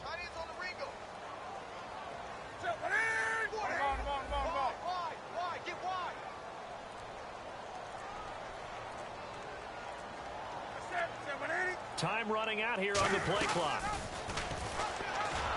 And he is going to lose yardage here.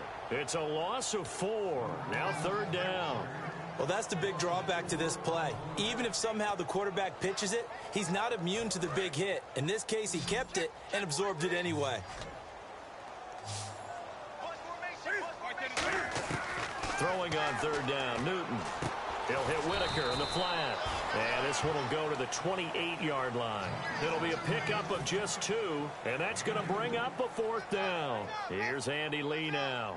And the way this offense has moved the ball, he hasn't been needed till here in the 3rd. And the kick's away as he angles this one for the sideline. No returning this one. It sails out of bounds, and they'll spot it right at the 20. A look at the offense now here, coming back out on the road for their first possession of the second half. They were able to get the stop defensively. Now a chance really to set the tone here in quarter 3. They can really take charge, can't they? And this is probably how it was drawn up at the half. I think we can go inside the locker room, all right? And I think we would see up on the grease boards, stop them defensively, get the ball back for the offense, and let's go downfield and score. Seems simple, right?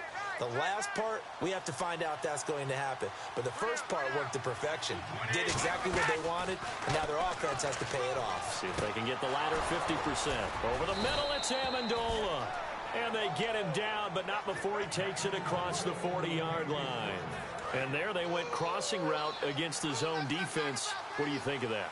Takes real coordination between the passer and the receiver, because you got to read those zones and where the open spots are and be on the same page with the guy throwing the football.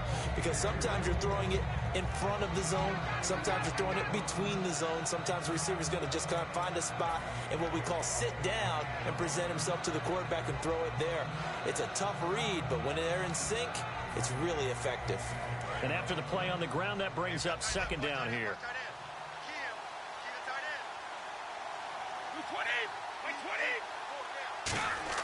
From midfield, here's Brady. And incomplete there. A nice hit. Jars the ball free and brings up 3rd down. Even in today's NFL, when we think of the tight end position now as really a glorified wide receiver, we're still asking a lot of those guys. They have to block as well.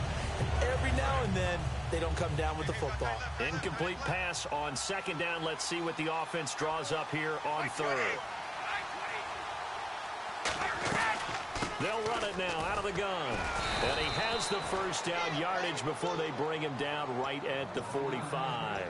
On 3rd down, that's a good job of situational football and understanding where the 1st down marker was and getting there.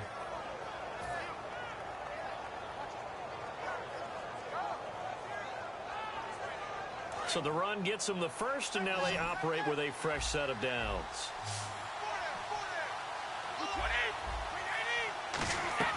They go play action here on 1st down. And he's got Amendola on the connection. And brought down, but able to get it to their 30-yard line. One thing I can say pretty safely, that route is not called if you don't have a guy who can throw the ball and put some mustard on it. Because if you're going to lollipop it in the middle of the field, bad things usually happen. It takes a strong-arm guy who can rifle it in there, and they were able to successfully complete that one. And for the 4th time tonight, it's an interception. A great read, and it's picked off. And a big turnover there as his guys will get the football back. Carolina getting set to take the field. They're out in front. Last time they had to punt it away. We'll see if they can add to their lead now. They don't want to go out and punt it away again. This team now wants to get a cushion, put people away.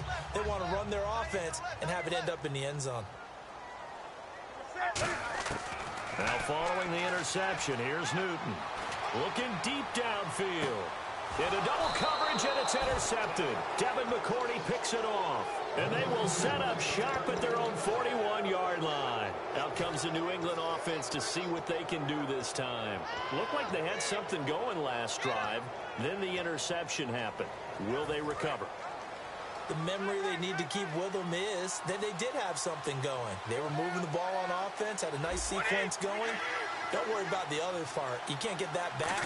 Let's go back to what you were doing well before. I thought you were going to say they need to have no memory, but remember the good part, forget the bad. I like that even better. Little lull in the action here to go over an offseason storyline. It's kind of interesting. L.A. a couple years ago, they have no teams, and now they're going to have 2 with the move from San Diego to L.A. What does that mean for the league and for the Chargers? It seems like an easier transition, doesn't it, than St. Louis when they moved back to Los Angeles. Less to become culture the Rams. shock. Less culture shock, less, obviously geography, the whole deal.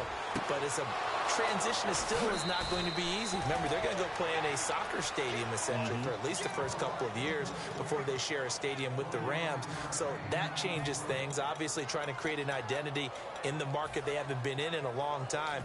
They began as the Los Angeles Chargers, but only played one season as such.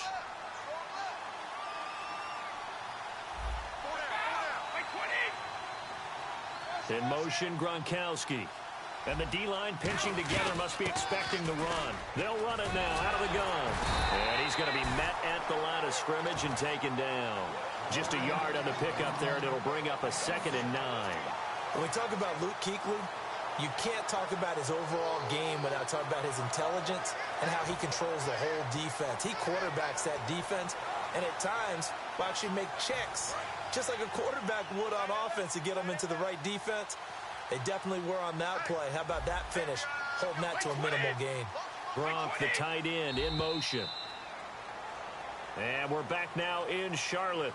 It's Patriot football, but they trail here as we begin the 4th quarter.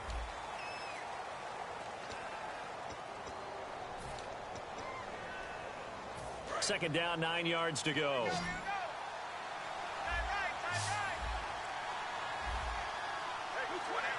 They'll send the tight end in motion. On 2nd down, here's Brady. And he dumps it off to Blount. And he was able to shed the tackle, but the reserves come in for the stop. It's a gain of 5, and that's going to bring up a 3rd down. It's funny, throughout the time that we've been together, when we talk with running backs about the ability to catch the ball, their eyes light up when they talk about open field and having one-on-one matchups, don't they? Yeah, they do. And that's the reason why. What we just saw, shedding those tackles, and that's what they're used to doing. It is, and it starts at the beginning of the play. One-on-one matchup if someone's trying to cover them, but they also like those one-on-ones downfield after the catch when they're running with the ball. They think they're going to win those, too. And no escaping this time as he'll go down. They got him for a sack. Charles Johnson able to drop him for a loss of 12, and it'll be 4th down.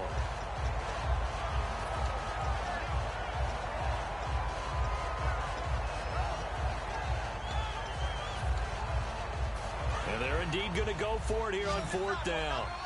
So trailing here in the last quarter. Let's see how this plays out.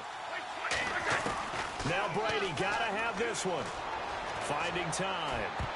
And he bats it away, and it falls down incomplete. The Patriots come up empty on 4th down, and the Panthers will get the football back. Carolina getting set to take the field. And last time wasn't pretty. One play and an interception. We'll see if they can do better. I want to see if they want to go ahead and throw the ball again now on this drive after what happened on the last one. Throw it on the first play. Give the quarterback some confidence. See what happens. Stepping up, he'll try and run. And he takes this up right near the 45-yard line. 5 yards is the tally on 1st down. That brings up 2nd and 5. The 4th quarter here, they've got the lead. They want to keep it on the ground. That's what they're doing. Smart football. Keep the clock grinding. Keep it going. But you got to figure now, they're going to see more people stacked up at the line of scrimmage as they try and bleed it out. Here's Newton. It's caught right side. Dixon. It's a gain of 11 yards that time, and it produces a new set of downs.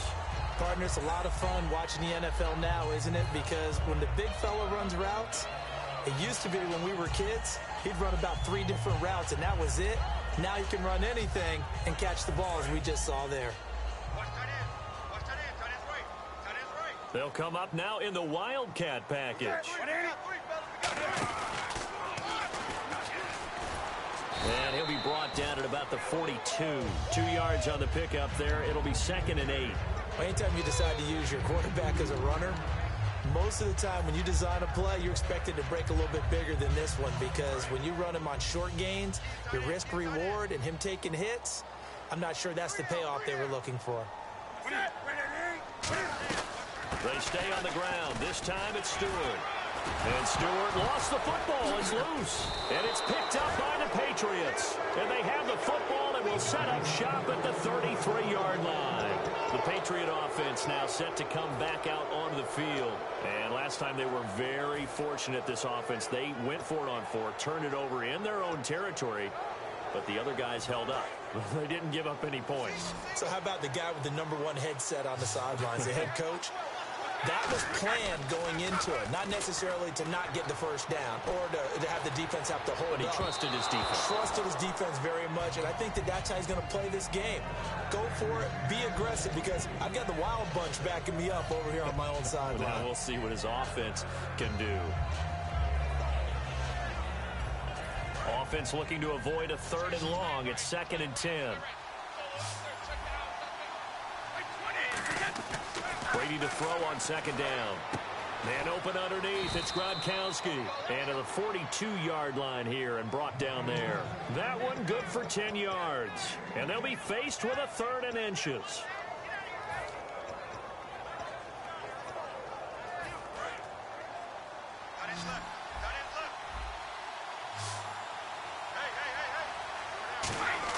Brady going to try and throw on 3rd down.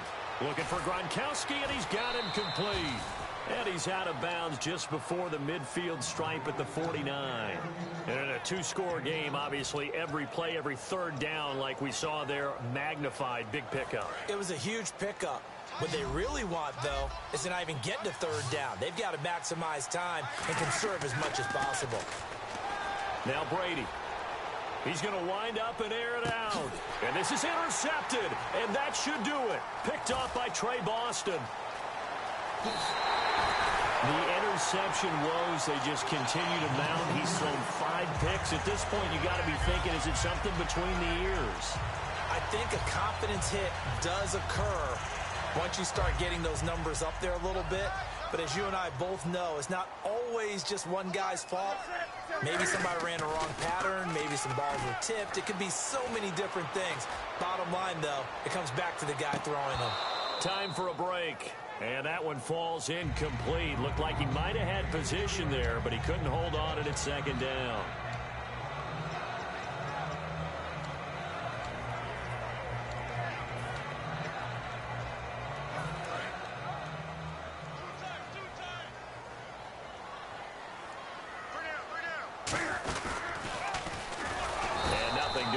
He's immediately taken down at the line of scrimmage. Calling no gain on the run there, and now they'll be looking at a 3rd down. Now we're going to get a timeout here called by the Patriots. It's just their first. They've got 2 more to use here in the final stages. And again here, we'll see the Wildcat. Here's Whitaker. And he went nowhere. Well, he went backwards, back to the 33. Now whistles blow, and the Patriots are going to take another timeout. That'll be their 2nd, so 1 more chance to stop the clock here, and we'll be back.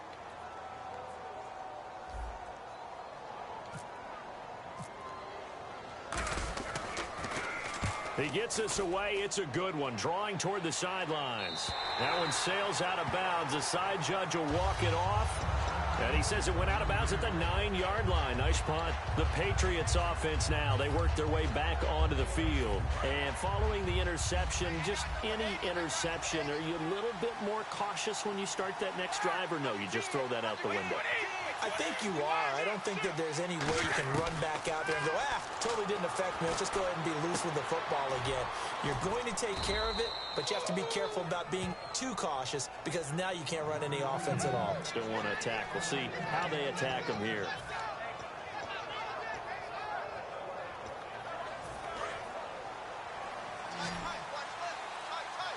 They slot Gronkowski outright. Brady now on 1st down.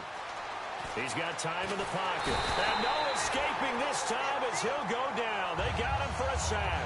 K1 Short in there to take him down, and the clock will roll.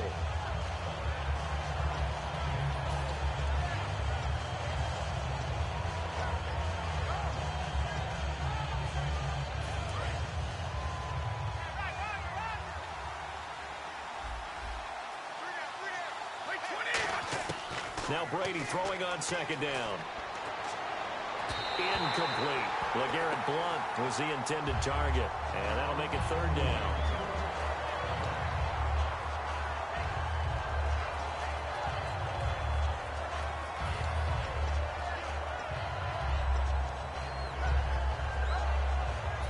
And, Charles, in this situation, this is where the word miracle comes into play. Have to score real fast, maybe throw a jump ball in the end zone and hope for the best. Brady going to throw. And he's got an open man. It's Gronkowski. Now, whistles come in. We're going to get a timeout here by the offense. That'll be their third and final stoppage here as we step aside.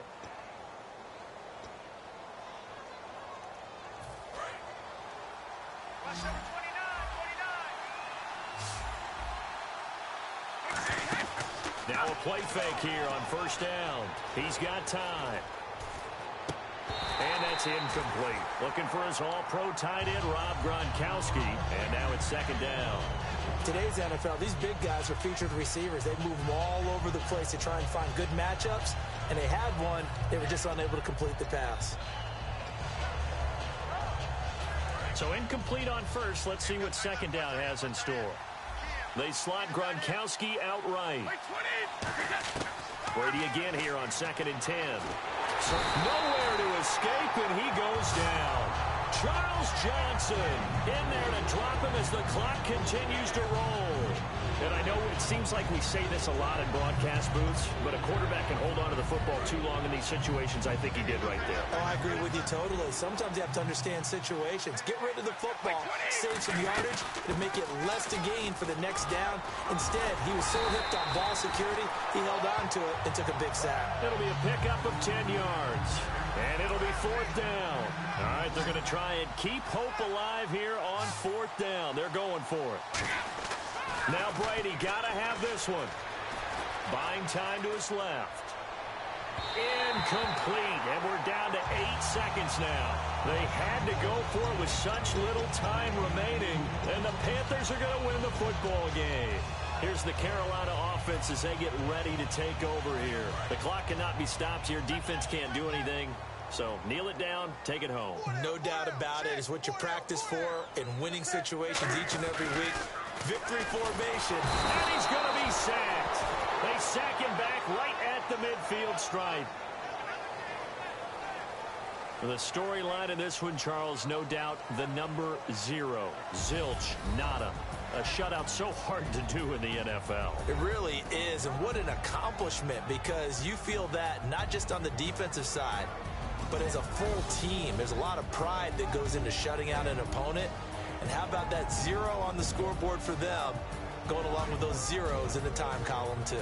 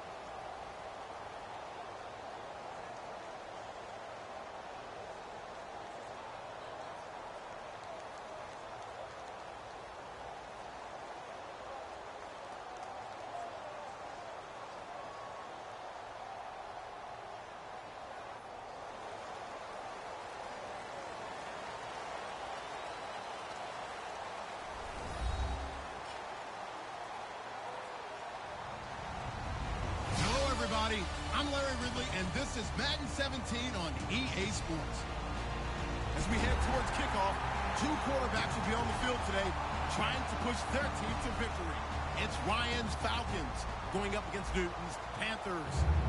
With that, let's get up to Charlotte, North Carolina, as we bring in our broadcast team of Brandon Guyton and Charles Davis. All right, Larry, EA Sports coverage of the NFL finds us at Bank of America Stadium in Uptown Charlotte. Tonight, we've got a good NFC matchup on tap between the Atlanta Falcons and the Carolina Panthers.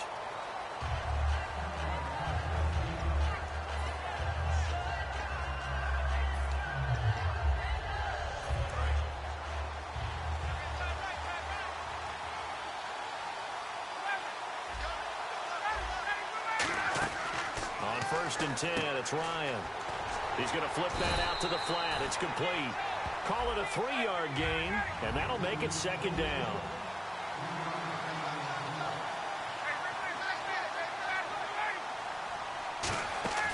On second down, here's Ryan. This one complete to Mohamed Sanu. And they're able to get this one across the 35. And Brandon, I think Mohamed Sanu had a nice career while he was in Cincinnati, but he really elevated in 2016 in Atlanta. The most catches for himself in a single season. 59 of them, 4 touchdowns. Really nice compliment to Julio Jones. And he was a nice compliment in Cincinnati. I don't want to say he's not a number 1 receiver, but he plays that number 2 slot well, doesn't he? He does, and I think it's because of his versatility. He can play in the slot. He can play out wide. They can use him as a wildcat quarterback. He has thrown passes in the NFL. In fact, going back to his days at Rutgers, I think he threw 18 passes while he was at Rutgers. So you never know what you're going to get when Mohamed Sanu has his hands on the football.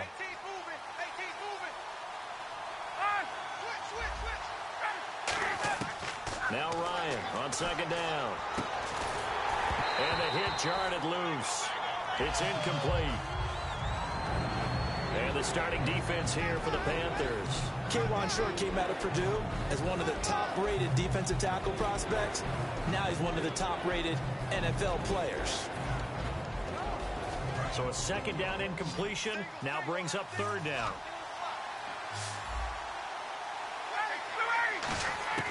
On third down, Ryan.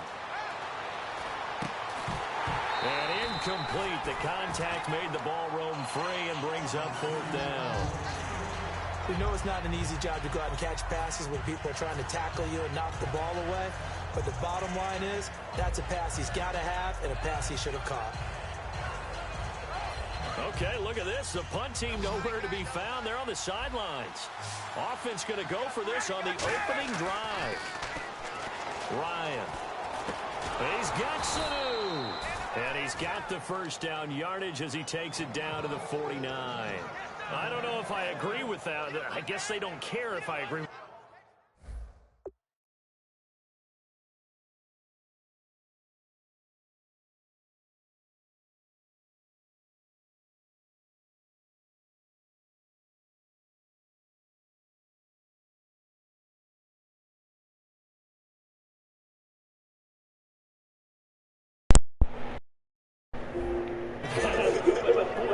Surprised by that, right? I definitely was surprised that they decided to go for this situation.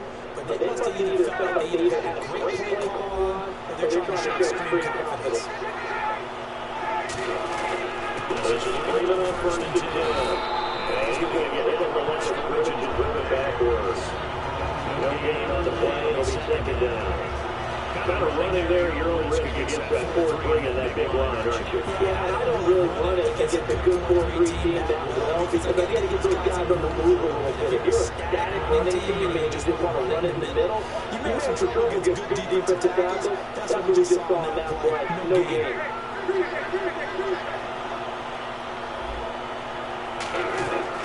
Second down, Ryan. He completes it to Julio Jones. Over 1,400 yards last year for Jones. 6 touchdowns, but of course he had a big 300-yard game. However, when he was playing the coverage, he also had these things that for other guys. He did that in the last game. He did the last drop. But they got him 2016. It's a new step up in his best year as a pro. He's going to move over the tight end and really develop that stretch. And to come over as a free agent from Cleveland, he He really actually led the team to touchdown catches. But there's only one Julio Jones, and you want to get the ball to him as much as possible. So 2nd and 10 here.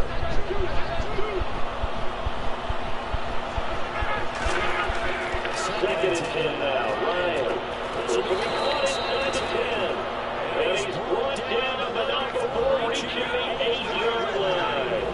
Yeah, how about this first drive? They're being aggressive, slinging it around. Really confident because they're not trying to fool with the running play, throwing it, and they're being very successful right now. And when you watch Devontae Freeman run the football, you can almost close your eyes and hear him running the football, can't you? Because the people just scatter. I mean, you know, when he goes through a pile, it moves in a positive direction for him. I love how hard he plays the game. 1,000-yard season. He had 11 touchdowns last year. In March, 25 years old, so he's kind of getting that sweet spot for running back, isn't it? It really is. I still remember the evaluation of him coming out of college. He does everything well, but you weren't sure he had a dominant trait. But I'm wrong about that. He does just about everything he does, and I think he's going to continue to elevate his game into the Pro Bowl in 2017. Well, he will fight his way into the end zone for a Falcons touchdown. Devontae Freeman taking it in from 2 yards out, and the Falcons take it all the way down the field and score on the opening drive.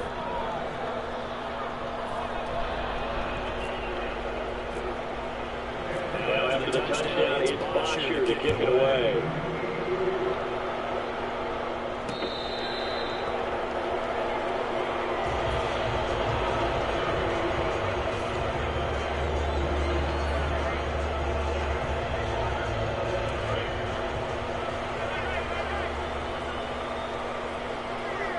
They'll come out in the pistol. There's the option going right. And they're able to run. And they're able to get this one across the 35. 12 yards in as they move to James. That's a lovely run right there. He's got no first quickness, but also for speed. He's able to get to the second level almost before you blink. You can give him any type of blocking. Always talk about slot receivers. Usually known as quicker than fast. In this case, we've got a guy who's quick and fast, and he uses a great advantage.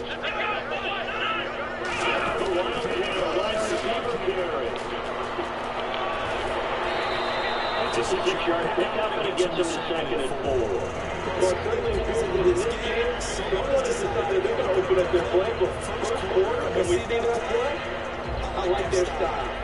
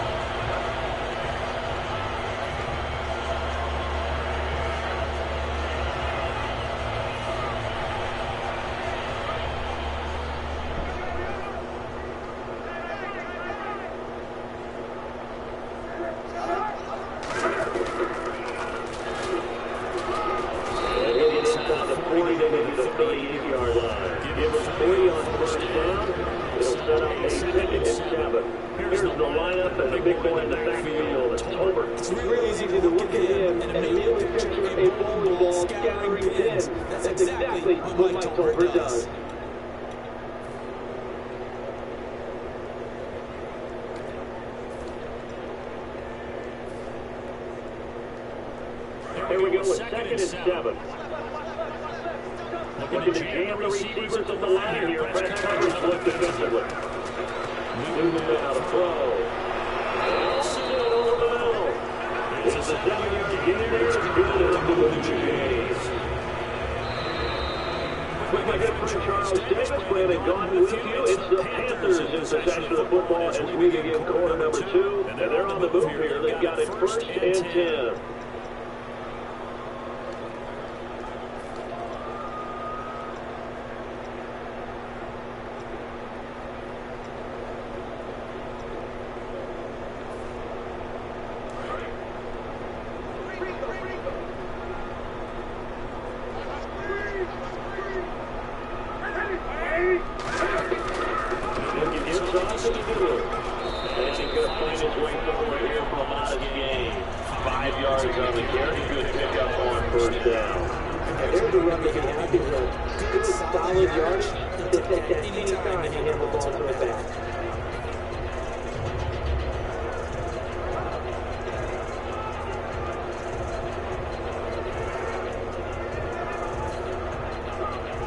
Second down following the run.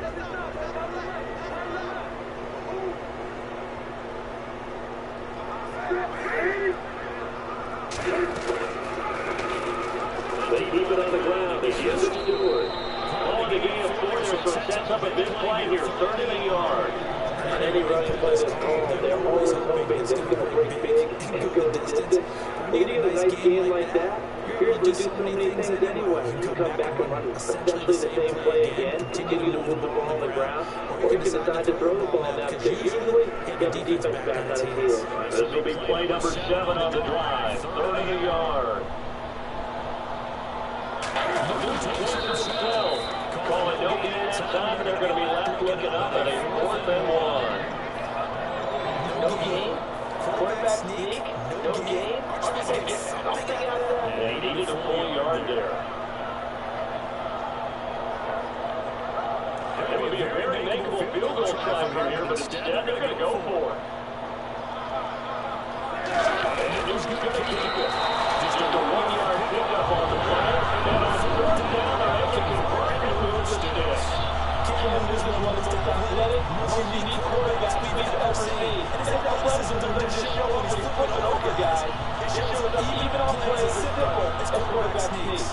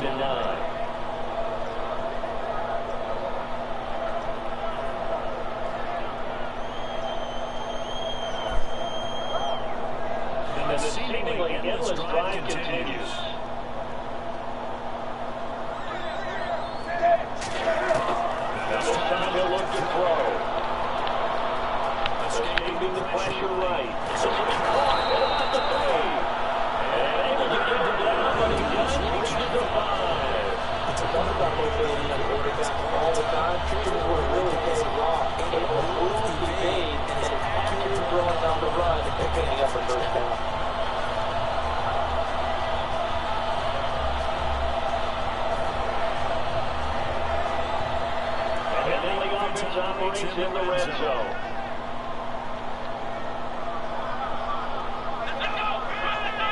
The Wildcats as a Whitaker.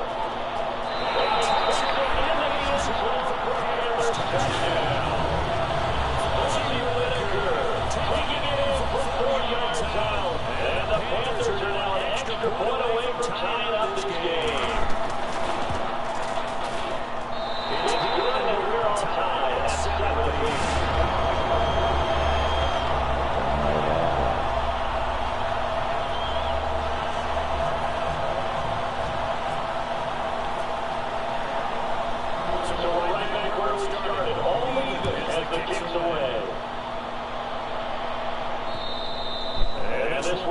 Returnable, it's out of the back of the end zone for a touchback. Atlanta now coming out on the field. And they were able to punch it in the end zone last time. They'll be looking to do that again here. The defense, obviously, nobody looking to stop them from punching it back in the end zone.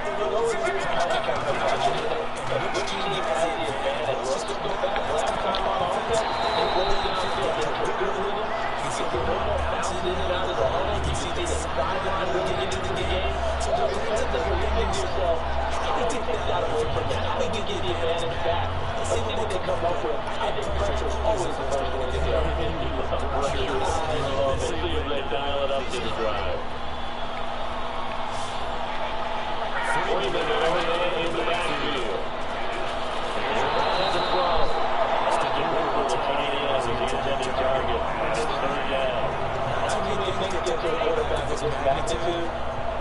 think it's safe to say that pressure can get to any quarterback. He's obviously a great franchise quarterback, but felt the pressure, threw it incomplete. On third down, Ryan. He rifles one intercepted. Touchdown. This gets it to take over at the 34-yard line. The Panthers now set to take over on offense. Against the run pass.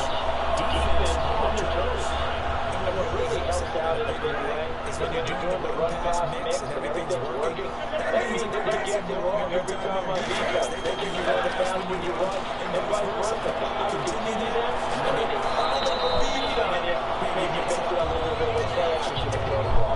And will they maintain that balance? Time to find out. You see some defense, you got a drag route on as your primary call. You got to be real careful defensive about how far you're going to go, because you might wander into some tough coverage. So an entertaining first half, but now we have hit the 2-minute warning.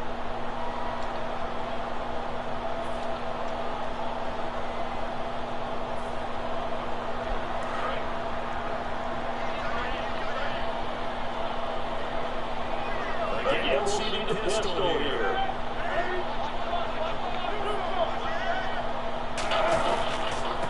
Turns it past the score. And he went nowhere. He'll lose yards back to the 29. And now it's attacked defensively by the Falcons. It's just their first, so they'll have 2 remaining here before we get to halftime.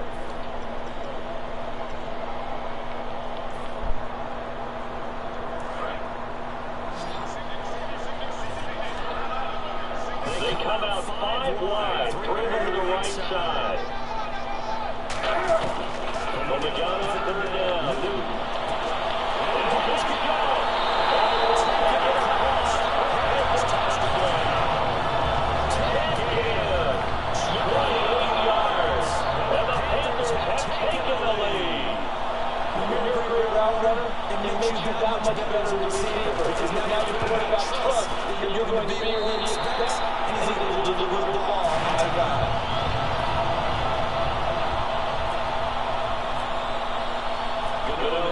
Following the touchdown, here to give it away. And they will not get a chance to return this one as it's 3 minutes ago for a touchback. Here comes the Falcon offense now. They get set to take over here. And following the interception, we'll see if they can get together.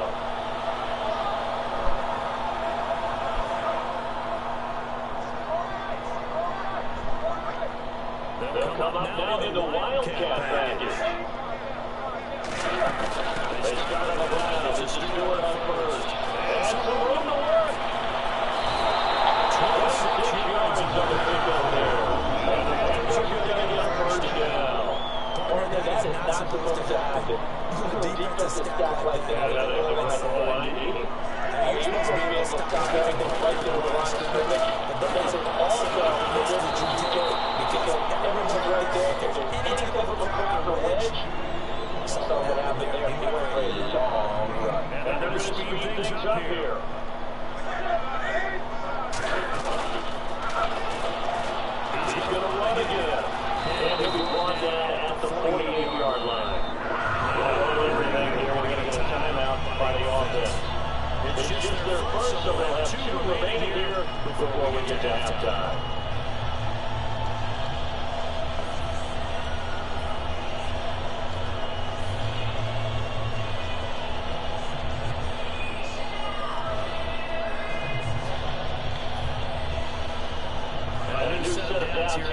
picking up the first on the ground.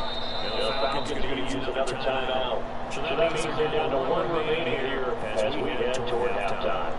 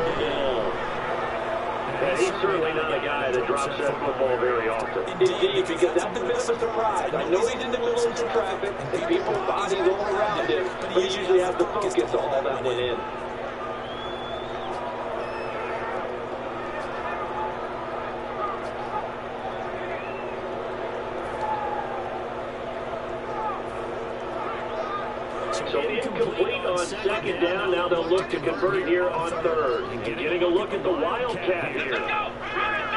Here's Stewart going down. As he's able to get it to the 30. Way good enough for a first down. He goes from 18 there. The drive will continue.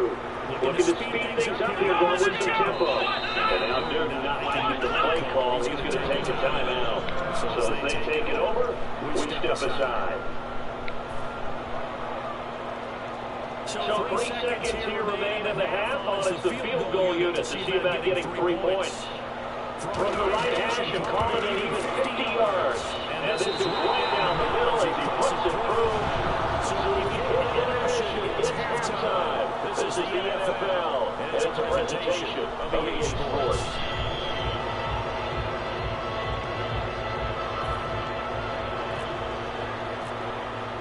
So both teams have their marching orders, and we'll get going again here in quarter number 3.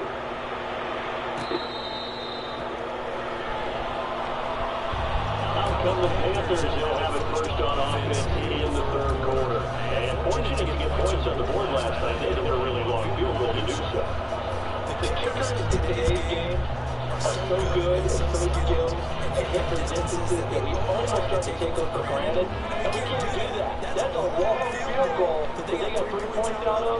They got to feel good about the down. And they got to make sure they let them run because he's helped them out. Yeah, now we'll see that offense get the 6 on the board. And they get it down, but not the protection across the 40-yard line. That's the bad outcome coming in there in the second half. They need to run the football and establish a little bit of pace. Maybe even a bit of dominance in the line of scrimmage. They want that to continue. Way too early to think about this being ball control time. But the way they're running it, you got to think that they may want to continue that. So they may go ahead and grind it up into this position.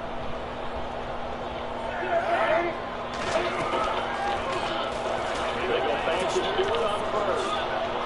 And he puts it out to the sideline. Here goes Jonathan Stewart. Touchdown!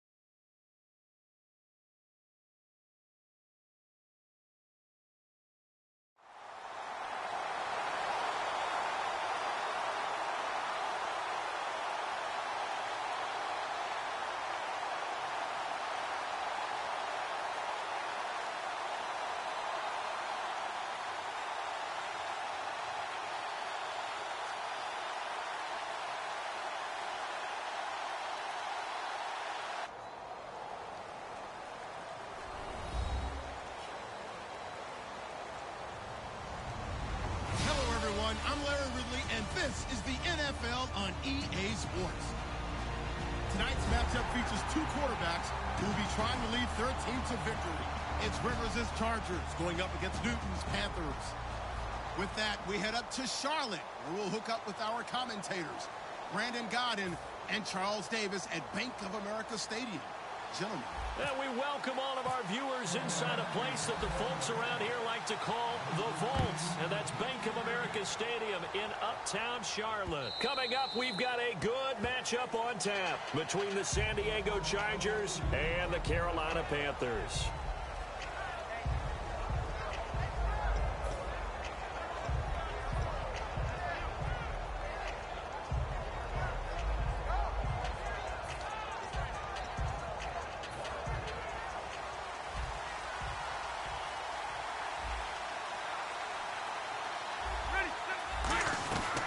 Now a first carry for Melvin Gordon.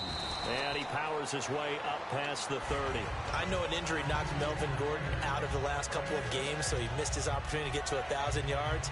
But does the injury hurt more, or just the fact he didn't get that 1,000 yards? Yeah, he was on pace for it, obviously. But coming into the season, people were saying this is going to be a good year for him, and we're going to see a bright Melvin Gordon in the future. We saw glimpses of it. They restructured their offense in order to give him better opportunities, and he took advantage of it. Scary. He's only 23, folks. Anytime a team goes on the road, there's always that little bit of fear that maybe they can be affected by the hometown crowd. But this is where game planning really came into play. They talked about it all week. Go in there, establish yourself. Well, that run right there, that slows down the crowd and gives them a lot of confidence. Sets up the screen to Gordon. They hold him to only 2 there on the screen. It's second down. And, Charles, here's the offensive lineup. Melvin Gordon, the exciting young runner out of Wisconsin, well over 2,000 yards his last year with the Badgers. This is a guy who can catch it and run it.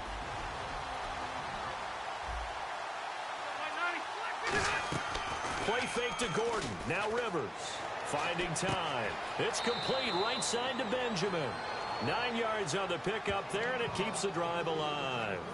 Never make the mistake that the slot receivers, especially the little guys like we're watching here, are just quicker than fast. A lot of them combine quickness and speed, and they catch a lot of footballs, as we just saw there.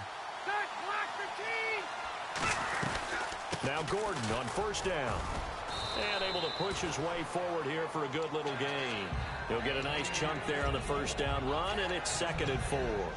And that looked like some pretty easy yardage there right up the gut. And he's a guy that has some height to him, so when you don't have to drop a shoulder or create or get through contact or trash, makes it a lot easier to stay upright, see the field, and make a run as we just saw there. He's going to float this one. A 50-50 ball here, and it's intercepted.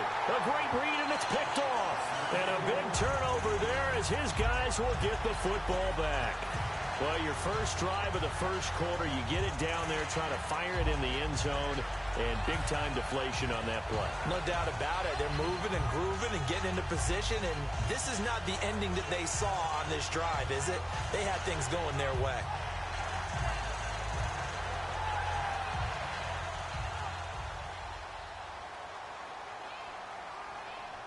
They'll come out in the pistol.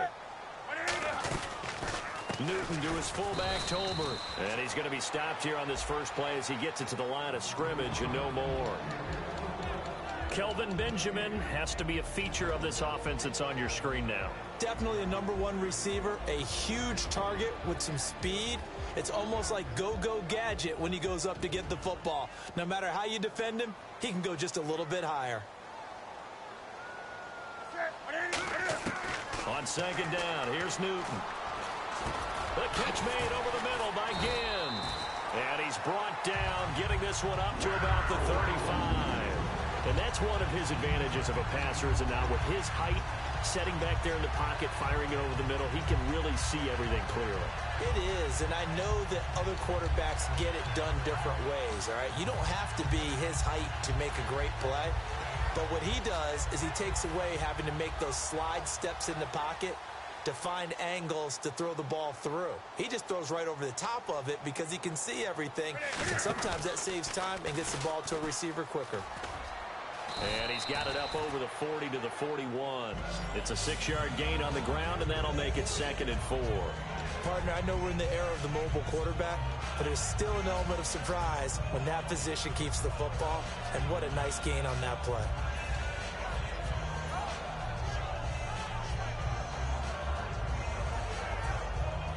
So the offense readies for a 2nd and 4. Come on, let's go. Red 38. Red 38. They'll let their receiver run it out of the Wildcat. And he is swallowed up right at the line of scrimmage. No gain on the play that time, and they'll look to convert on what will be a 3rd and 4. Time quickly to look at the Chargers defense. Manti Te'o continues to evolve as a linebacker. Known for his ability to cover the pass coming out of college, he's added excellent run-stopping ability along the way. After the run, Newton going to throw. Caught on the left side by Ginn. They stop him for only 3 that time, and that'll bring up 4th down. And how about this one now? In their own territory, a gutsy call. They're going to go for this on 4th and a yard.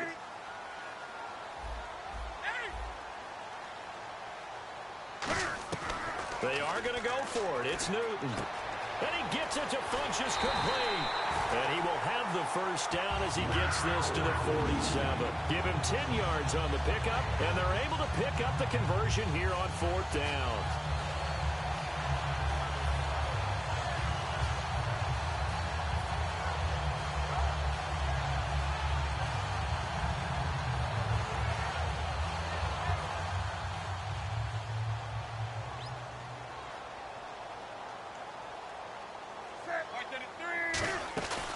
They'll run. This is Jonathan Stewart. And some room to roam now. The 20. There goes Jonathan Stewart. Touchdown, Carolina. Jonathan Stewart, 46 yards. And the Panthers are going to take a first quarter lead. And on that long run, maybe the defense caught napping a little bit. The concentration level may not have been there. I agree with you on that one, because those types of plays, when they result like that, they're almost like big bolts of lightning, aren't they?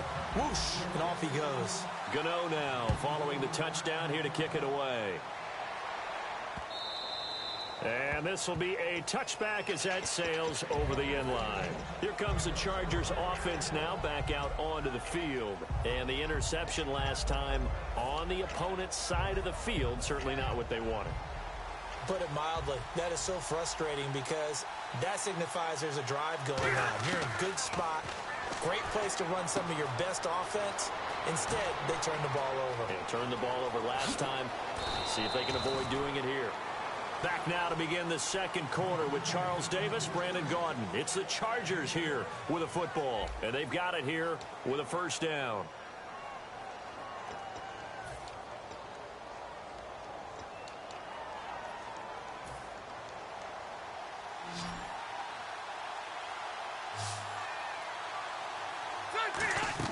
Rivers now to throw on first down. Now they go screen. It's complete. And he'll go down here right around the 23-yard line. They hold him to only 2 there on the screen. It's second down. So many things have to come together just right for a screen pass to break for big yardage. The blocking, the timing of the pass to the runner, everything has to fit together just right. But on that play, the defense was able to disrupt things and hold it to a short game. To throw is Rivers. Got a man over the middle. It's Williams. Well, looking back, it was a solid season for Williams. 69 catches. He was up over 1,000 yards, 7 touchdowns. Fantasy sleeper is an understatement for what he did. I can't believe you brought him up because I have a feeling you've got your eye on him for your fantasy team or teams for 2017. I'm just going one team next year, but, man, he was impressive. Yeah, did you know that he was ranked 81st on one fantasy roster last year? I'm impressed. in the draft. That's pretty impressive. He far exceeded that number and expect him to continue to play to that level. A solid pickup at 13 sets him up first and goal. There are a lot of tough routes to try and cover. When you see a runner come out of the backfield and run this angle route, looks like they're going to the flat, and then they put their foot in the ground and cut back sharply inside, not easily covered, and then when they catch it, good momentum built up by them as well. And able to pick up the first. And no escaping this time as he'll go down. They got him for a sack. Well, we knew this guy wasn't especially fleet of foot, but he tried to conjure up some escapability, but there was no way he was getting away on that one.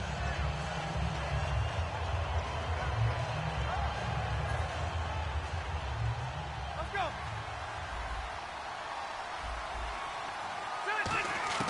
Now a second down throw for Rivers.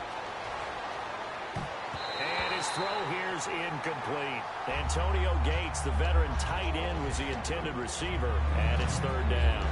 A good number of coaches at any time they call an in route are really worried about the play because there's so much traffic ordinarily that the ball has to get through to get to the receiver.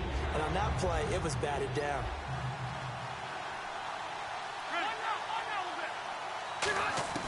Third and long for Rivers. Eluding the pressure right.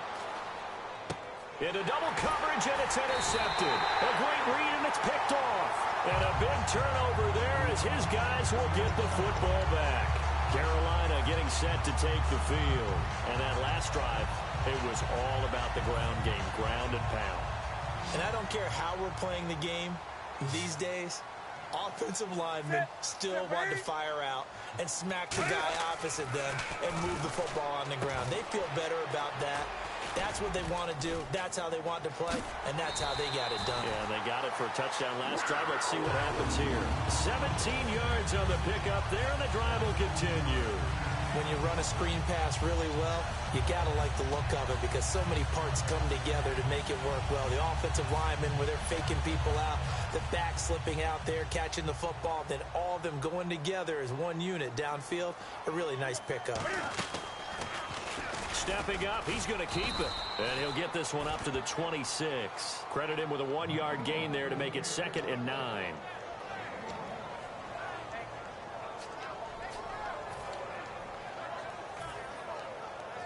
So 2nd and 9, the defense looking to put them in a bad spot here.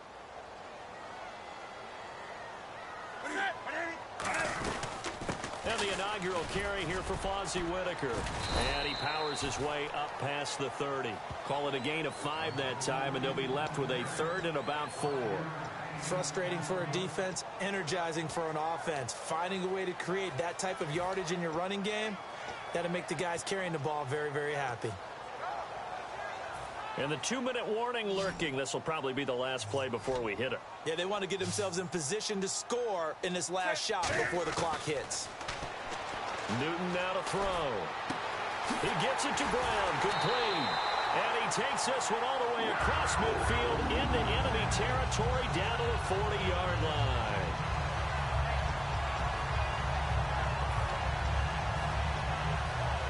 So after that big play, let's see if they can catch their defense maybe on their heels.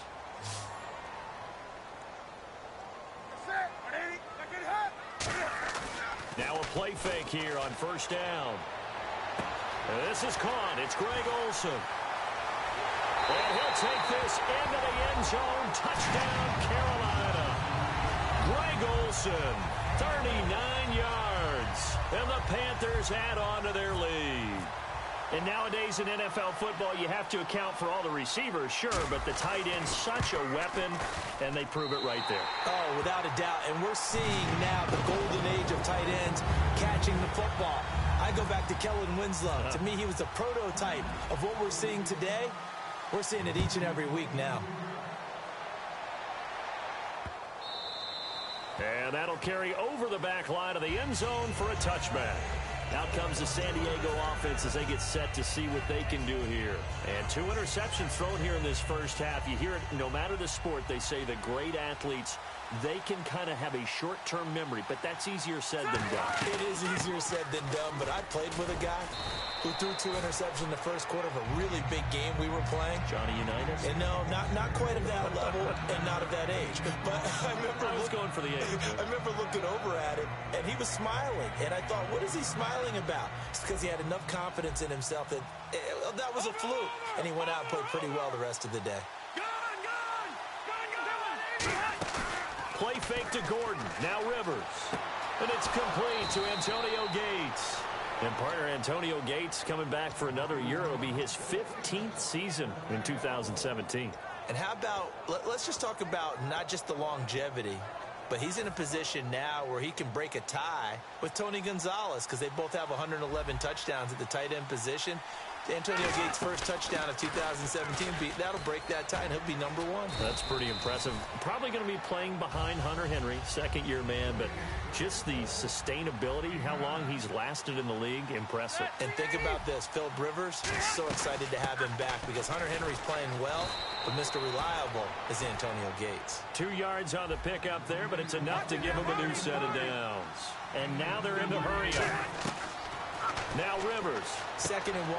And for the 3rd time here in this half, it's intercepted. A great read, and it's picked off. There he goes, right side. And he will bring this one back. It's a pick 6 for a Panther touchdown. I don't know who all is to blame there, but I love seeing pick 6s. Nothing like seeing someone pluck it out of the air and go the other way and see people try to change directions. Hard to do. And it is now 21-0.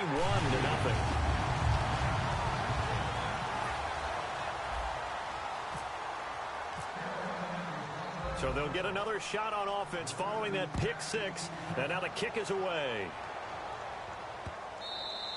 And this will not be returnable. It's out of the back of the end zone for a touchback. And the Chargers coming out of the field now. And what do you think goes on here in this situation? If you got the football, you're trailing, you're back in your own territory with just a little time. Do you try something? You're thinking about jump-starting your team, right? You just mentioned it. They're down. They're trying to get back into the game. But you got to figure if something goes wrong, you may have put yourself in a spot where you may not be able to come back in the second half. Managing risk, this is a big decision here. And he'll take this up near the 35, maybe the 34. A nice run there, 9 yards, and it'll be 2nd down. And now it looks like they're going to be in the hurry-up. To throw is Rivers. On the screen, this is Woodhead. And he will lose yardage here to the 31-yard line. Now whistles come in. We're going to get a timeout here by the offense. It's just their first, so they'll have 2 remaining here before we get to halftime. 3rd and 4.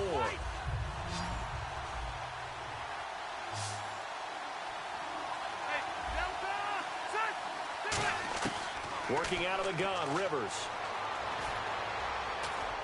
Gets it to Benjamin. It's caught. And he will have a first down here at about the 40. It's a 9-yard gain, and it keeps the drive moving. And the offense moving quickly to the line. On 1st and 10, Rivers. Wide open, it's Allen, complete. And he's taken down, but not before he gets this into enemy territory across the 40.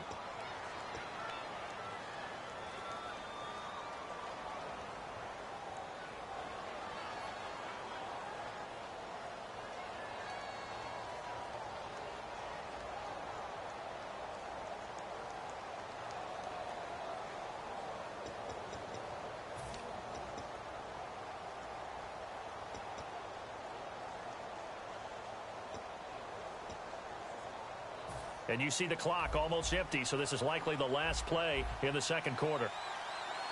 One man in the backfield is Gordon. And he'll get it up the middle. And a short gain down to about the 33. Now hold everything here. We're going to get a timeout by the offense. And with halftime on the horizon, they'll be out of timeouts from here forward. So with 1 second left in the half on. And now we get a timeout called on the defensive side of the ball by the Panthers. So as they take it over, we step aside. So with 1 second left in the half, on is the field goal unit. They'll put it down right at the 40, so call this a 50-yard attempt. And this won't get there. Won't be on line either. It's no good. Off to the right. Time for a break. We've hit halftime. 2 quarters down. 2 still remain. We step aside. This is the NFL on EA Sports. Both teams appear ready for the fight ahead, and we resume action here in quarter number 3.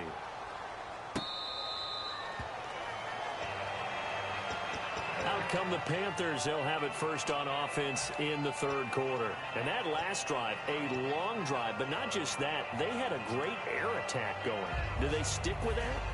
I would think that they would, because if they were confident enough to do it on the last drive, starting backed up in their own territory, why would you change anything? They've got to be confident about what they're presenting and continue to do so. Yeah, because the secondary, they really look clueless.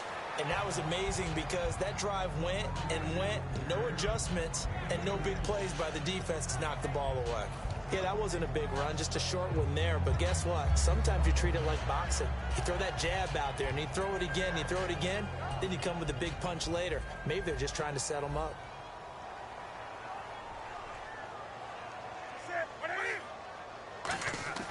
Here's Newton now on second down.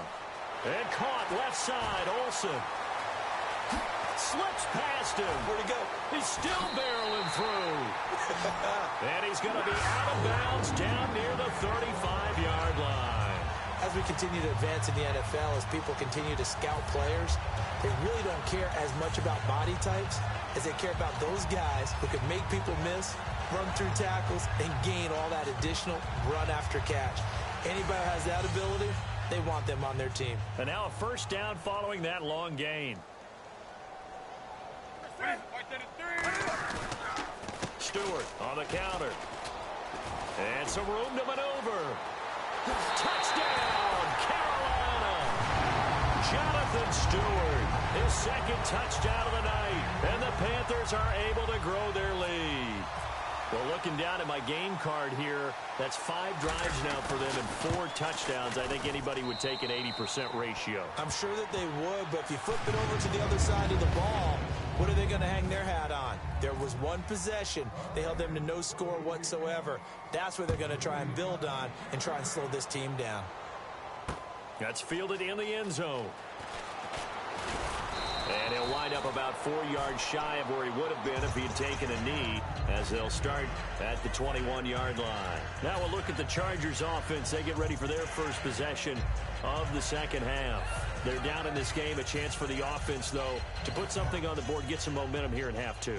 Try and get things kick-started for them. And you know at the half, they discussed how they were going to get that done. This is where scripting comes into play a lot of the time. How many plays do you script coming out of the second? Most of the time in the first half, you're scripting 12 to 16. I think in the second half, you're really scripting more like 8 to 10. Kind of a starter or an opener, whatever terminology they use. Just something to get you off to a quick start.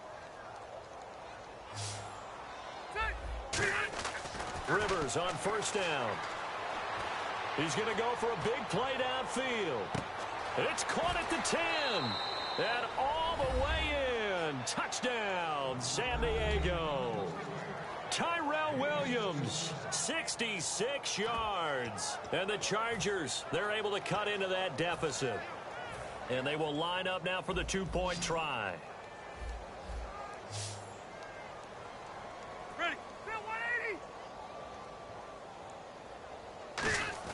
Rivers is going to throw for it. And they're going to get the 2-point conversion. Caught in the end zone. And that cuts the lead a bit further. And Lambeau now, after the touchdown, he'll kick this one away.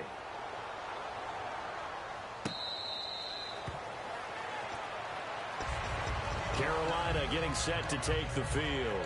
And that recipe on their last drive that resulted in a touchdown looked pretty good, so they'll be hoping to do that once more. And it takes me back to when we sat with the offensive coordinator and the head coach. They felt pretty good about their game plan and thought there were some holes in the defense, and they exploited them the last time out. Let's see if they can come back and put together a similar drive. And we'll see if they can do just that.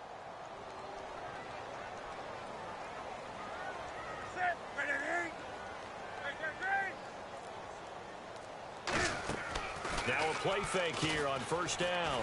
He's got time in the pocket. He's going to launch this. A fight for the football, and it's intercepted. Picked off by Jason Verrett. And his guys are going to get the football at the 28-yard line.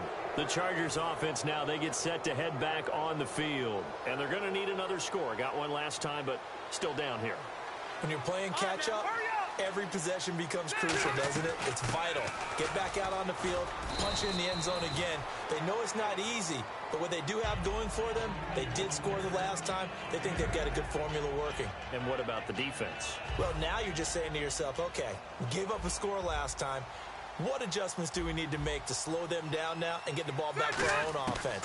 Is it more pressure? Is it more zone? What do they have to do? They're trying to figure that out themselves. We'll see if they can figure that out right here.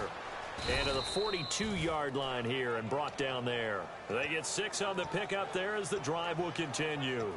Offensively, they liked their situation, so they tried to take a shot downfield, but no one was open. So it was tuck it in run time, and he picks up a first down.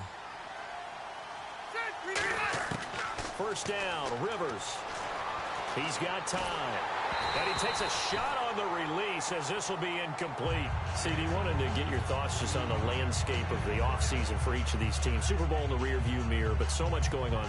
People look at the draft a lot, but there's a lot more that goes into the offseason for these front offices, is there not? It certainly is, and then even before we get to the draft, you start with the combine, that's held in Indianapolis every year, and you have about 350 of the top prospects coming together to get their physicals and interviews and on-field performance, and all that will get evaluated along with their game tape.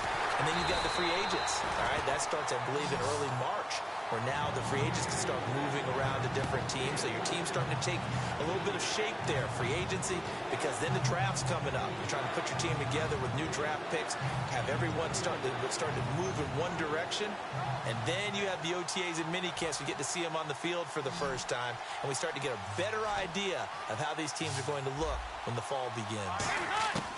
On third down, Rivers. Benjamin with it over the middle. And he will have a first down here at about the 40. They give him 13 yards there on the play and a fresh set of downs. Slant route's effective no matter who's running the route and catching the ball. But when you have a receiver of that stature, you have to be a little bit more precise throwing it. You don't have the same catch radius with the bigger targets. Just what you want on a first down run. Call it 8 yards. And it's 2nd and 2.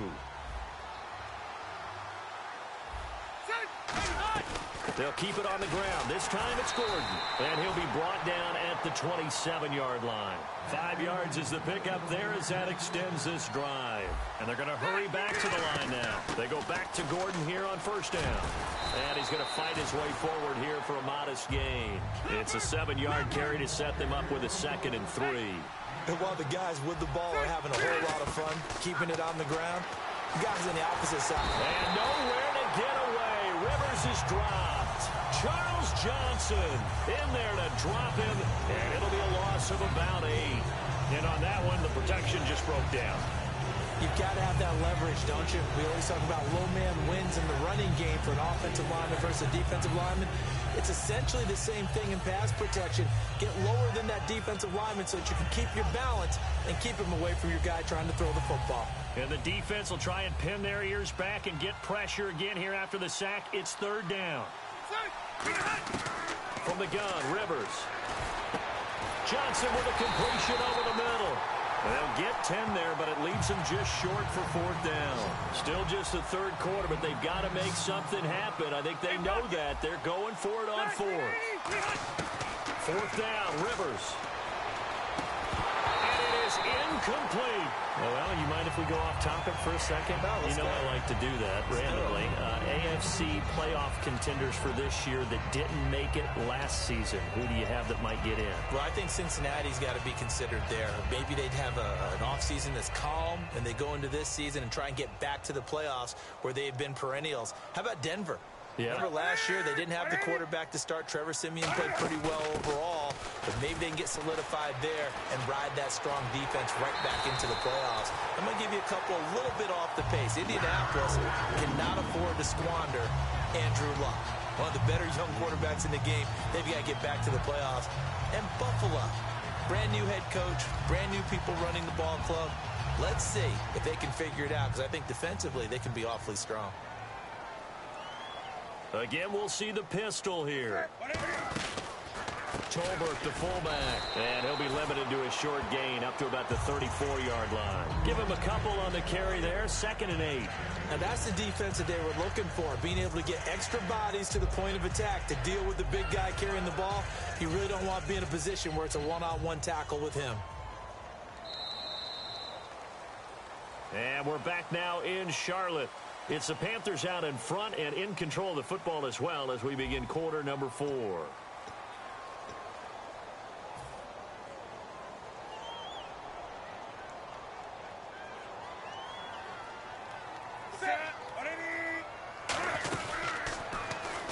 They'll run it now out of the gun. Trying to get out wide, but he's going to be tackled right near the line of scrimmage. Only a yard on the pickup there, and it'll bring up a 3rd down. And in this situation with a lead 4th quarter, they're liking keeping the ball on the ground, I'm sure. That's just smart football, but you know the defense has to know it as well. They've got to stop them here. So now we're going to see that loading the box in a big way. 6, 7, 8, 9, whatever it's going to take, puts a little bit more pressure on your big offensive line. Newton now to throw. Forced out to his left. And caught left side, Olsen. Good defense holds him to only a yard, and it'll be 4th down. Whether you're playing West Coast offense or not, one of the maxims of the West Coast offense is you're either throwing a touchdown or a check down. In other words, look for the big shot, but be smart. And I think they did exactly that on that play. They didn't get the 1st down, but they're taking care of the ball well. Yeah, and being rightly cautious with that lead here in the 2nd half. The play clock's running down.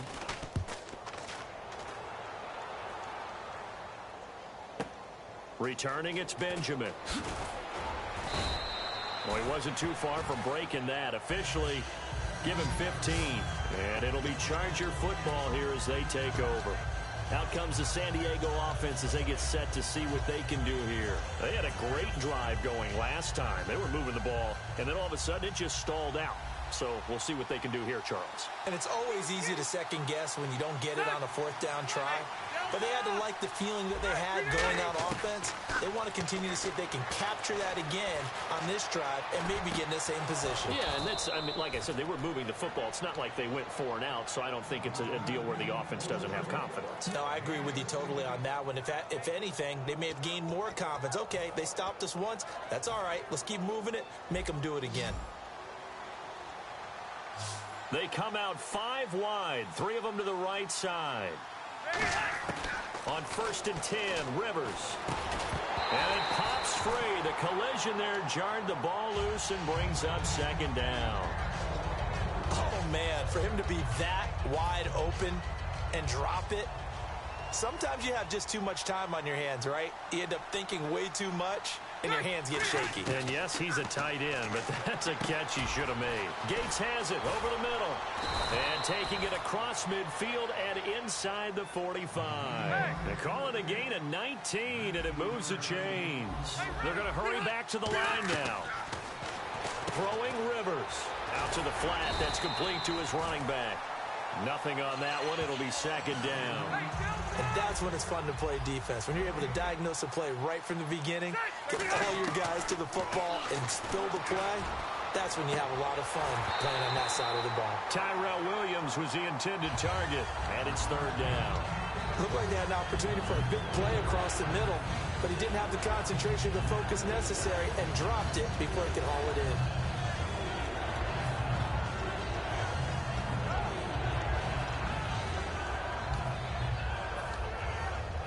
So still a full 10 yards to go here for the offense on third down. To the air again here, Rivers. Now a hit, and Rivers lost the football. So they escape, so to speak, maintaining the football. Defensively, though, opportunity miss. It definitely was, because that's all defenses talk about. Getting the football and either advancing it the other way or just getting possession and turning it over to their offense. That can be a little bit deflating. You're exactly right. A lost opportunity. A critical one here if they're going to have any shot at this thing. So they'll go for it on fourth down. Desperation time. Rivers on fourth down. Going up top. And this is incomplete. Boy, it looked like he had it and dropped it. And the Panthers are going to get it back in excellent field position. Here are the Panthers now as their offense comes back out onto the field. They've got the lead. Last time had to punt it, though. What's the key to this drive? I think it's leverage. The big guys up front. You know the motivational speech on the sideline is, guys, give us an opportunity.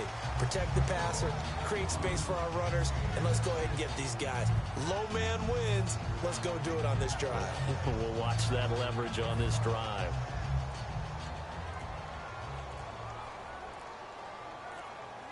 They'll need to get the play off quickly. They'll run it now out of the gun. They get 5 out of that one, and it moves the chains. So many teams want to throw the ball in this situation nowadays, but I love watching a team that has enough confidence to go ahead and run the football in that situation. That's almost a tendency breaker.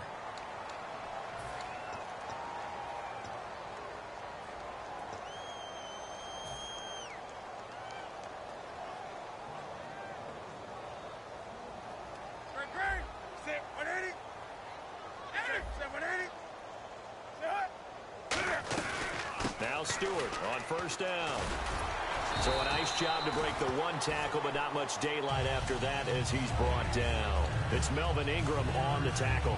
We always like to talk about defense in terms of levels. First level defensive line, second level linebackers, third level defensive backs. On that run, that was what we call a first level run, and it was stopped by a second level player.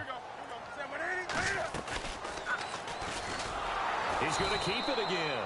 Just a 1-yard pickup there, and it's going to make it third down at 6. It's really no surprise to see them running the ball here. They've got the lead, not much time left. They just want to keep the clock moving, and they can win it right now. The 22 is the line to gain here on third down. After the run, Newton going to throw. And he gets it to Funchess, complete. And he will take it across for a Panthers touchdown. Devin Funchess, 27 yards. And the Panthers add on to their lead. And to me, that touchdown allows you to start grinning widely on your sideline. I think they pretty much locked this one away. Yeah, that's the clincher, the proverbial icing on the cake, if you will. Gano now following the touchdown here to kick it away. This is taken about 7 yards deep. And he'll get it up past the 20 to the 22-yard line. So out come the Chargers. They've lost this one. Their offense has struggled.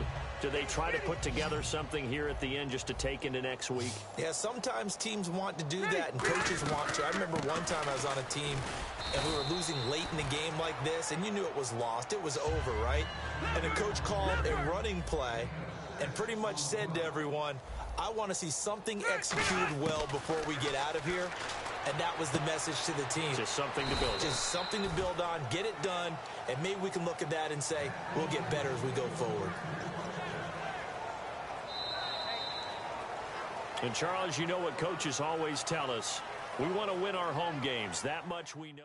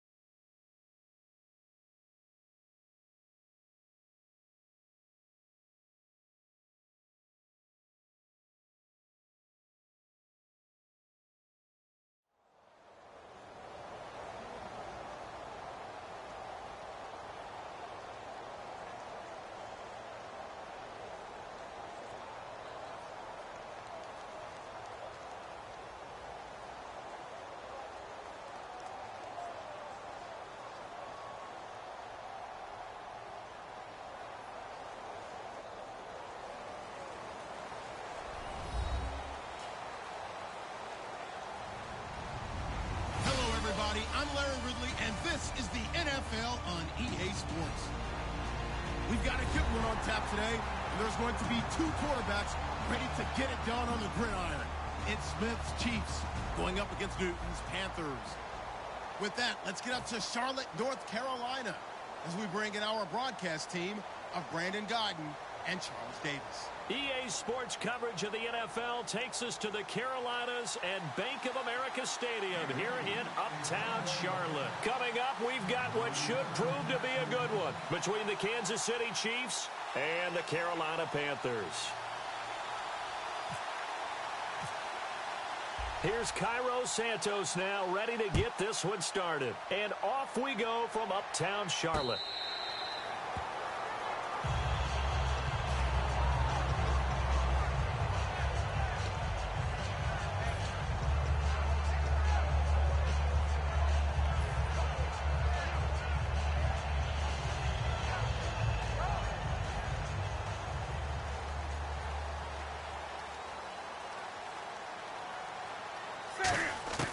On first down, Newton. It's caught right side, Dixon. And they're able to get this one across the 35. 11 yards on the pickup, and it'll be a Carolina first.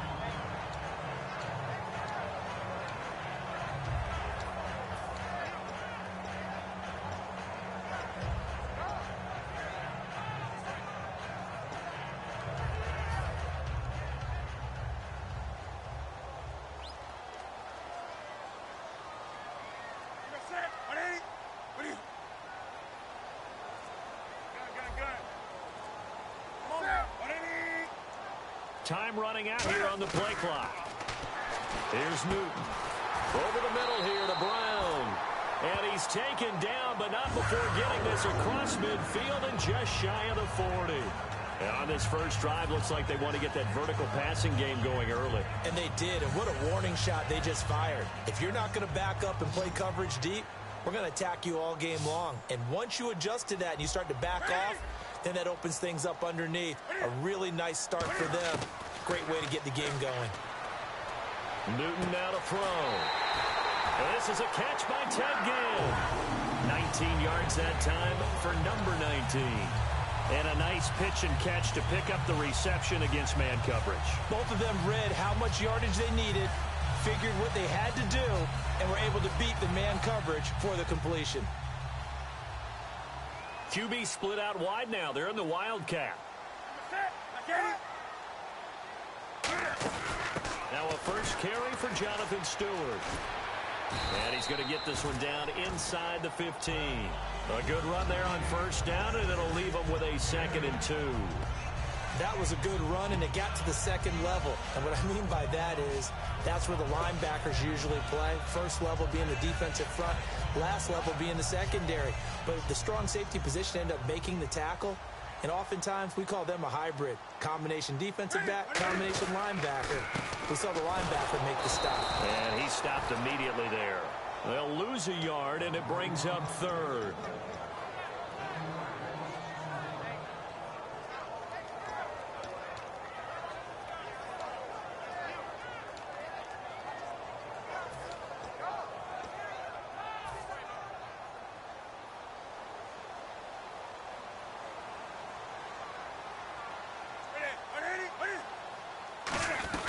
They'll try and run it. Here's Stewart. And he will have the first down inside the 10 to the 9-yard line. Now that's the way to do it. Hand it to someone with vision and good footwork, and add a little bit of power, and you find a way to pick up first downs. So the run moves the chains, and here we go on first down.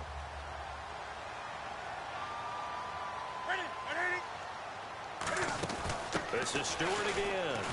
And they'll lose yardage here. They go backwards to the 13-yard line. That's going to go as a loss of 4, and it'll be 2nd down.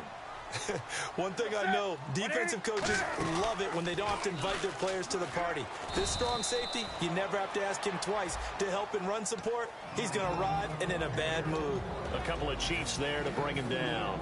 When we look at this unit like we are now, Greg Olsen has become such a reliable target in this league. Loves to be considered the #1 option in the passing game in the offense he plays, and he lives up to it. Knows the defense is set for him, knows how to beat them. Now this time he'll look to throw. His pass caught at the 4. And he'll take this into the end zone. Touchdown, Carolina. Devin Funchess, an 11-yard touchdown. And the Panthers take it right down and score on the opening drive.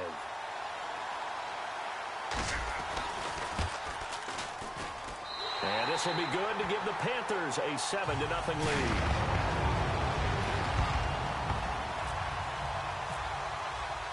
Gano now following the touchdown here to kick it away. This is taken about 7 yards deep. And he'll bring it a few past the 20 to the 23-yard line.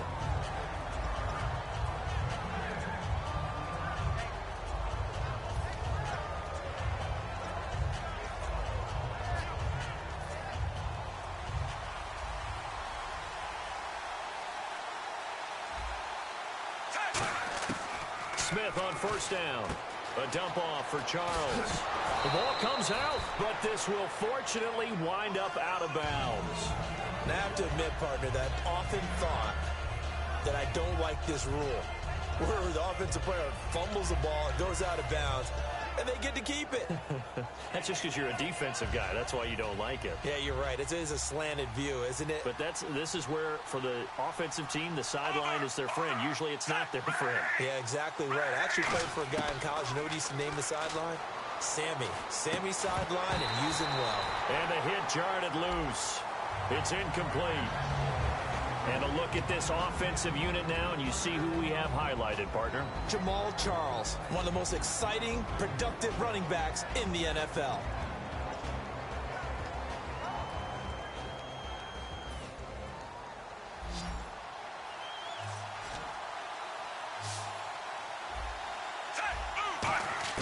Smith going to throw on 3rd and 1.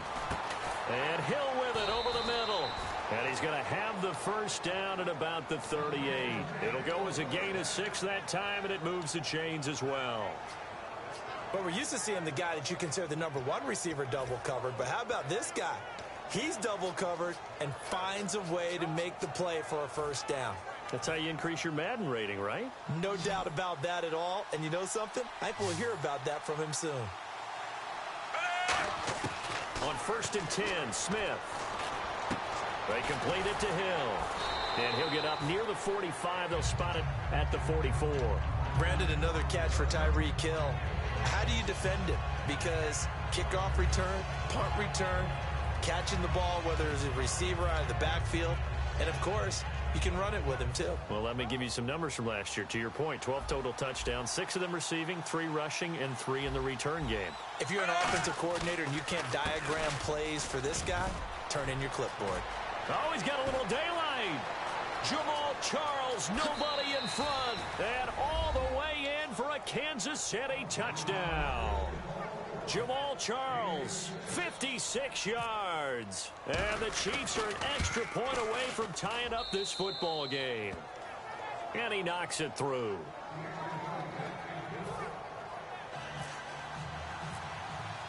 So a tie ball game here as the kick's away.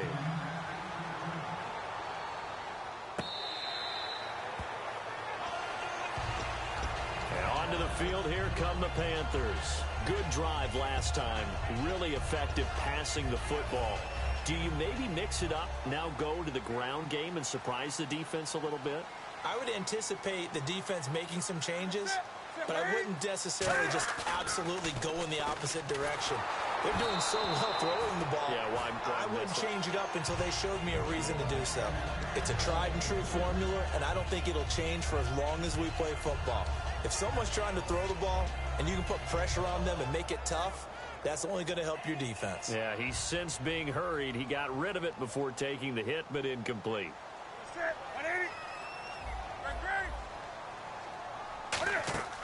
A play fake to Stewart. It's Newton. Surveying the field. He's going to float this one deep right side. That's going to be knocked away and incomplete. He was trying to get it that time to Ted Ginn. Third down here. I know the initial focus was on how far that pass was downfield, but how about the coverage on the play? Able to stay with him, get his hands where the receiver's hands were going to try and catch the ball, tips it up in the air, and knocks it away. He's going to take another shot here. And a shot taken on third down, unsuccessful. Fourth down now. Sure, that pass was incomplete as they made an attempt to get a big one downfield, but that's okay because the second part of that is if you don't get the completion, at least you've told the defense you're trying to stretch them out a little bit, and they may have to change accordingly.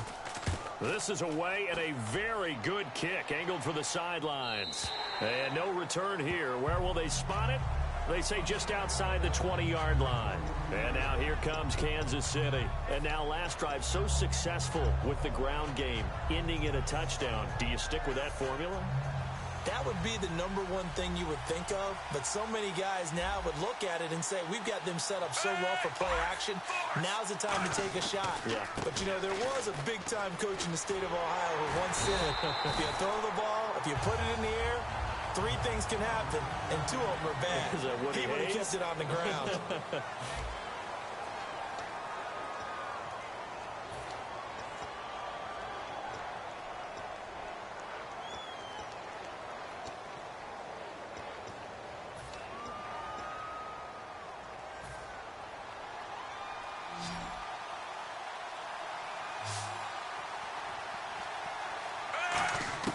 On second down, here's Smith.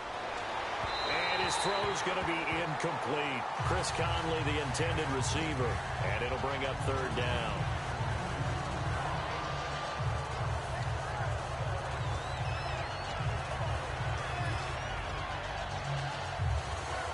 Will the defense dial up the pressure? Let's see. 3rd and 11. Throwing on third down, Smith. And he's got the hook up for the first time with a veteran, Jeremy Maclin. They do get 9, but it leads to 4th down. So much about offense is what you call hidden yardage. You know, you throw the ball to someone, they catch it, and then they can make a big play. You know, they create a play, run after catch. They did a really nice job there of limiting that and keeping him from a first down. Yeah, stopped him in his tracks. And how about this one now? In their own territory, a gutsy call. They're going to go for this on 4th and a yard. They are going for it. It's Smith. Trying to find his tight end, Kelsey, and it's intercepted. It's the Pro Bowler, Luke Kuechly, that picks it. And his guys are going to take over at the 39-yard line. Carolina getting set to take the field. And on the last go-around, they really couldn't get anything going. They had to punt from deep inside their own territory, which means you're going to lose the field position battle as a general rule. What they're looking for now is a little more consistency, move the ball at least a few times on offense, get a couple of first downs, and hopefully flip the field. Yeah, just something to build off of. That's what they're looking for here.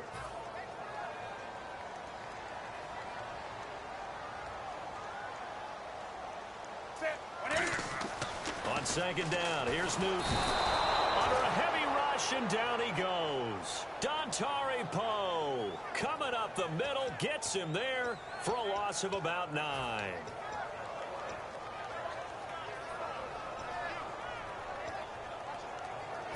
And the offense now will try to regroup after the sack on second down. They come up in an empty set. 4 wide receivers, 1 tight end.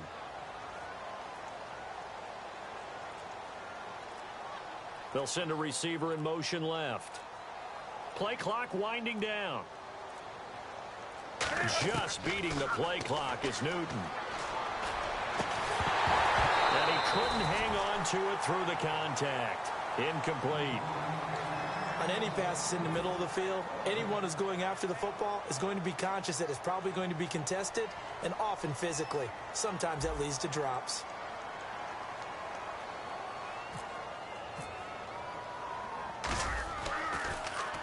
He gets this one away, and boy, it's another boomer.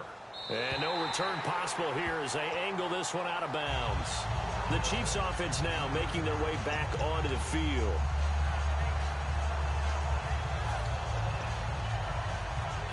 Very tough spot here for the offense to start.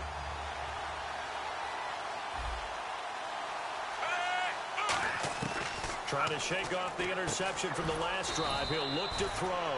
And he'll get it up to the 12-yard line here. Give him 3 on the play, and it's a second down. So many times you hear today's NFL described as a space game. Get your best players into space with the football in their hands. That's why sometimes you just swing it out to your runner, get him out in the flat, and let him have a chance to make people miss an open field. Here's Smith now on second down. Steps away to his left. And he'll be out of bounds right around the 20. There are certain words that sometimes we overuse, but there's one that's really welcome on a player's resume, and that's the word breakout. And I thought Travis Kelce was one of the breakout stars of 2016 in the NFL. What a season he had with Kansas City. Over 1,100 yards. Now, to put that into perspective with everybody else that was catching the football for them, the next closest had 593 for the Chiefs. So, breakout year indeed. And for me, it's how he did it, because he did it in a variety of ways. Whether he's an inline tight end, a guy who could split out and really become a wide receiver, and then when he caught the ball, he ran like he was a running back. 26 yards on the pickup there. And that'll be good for a KC first down.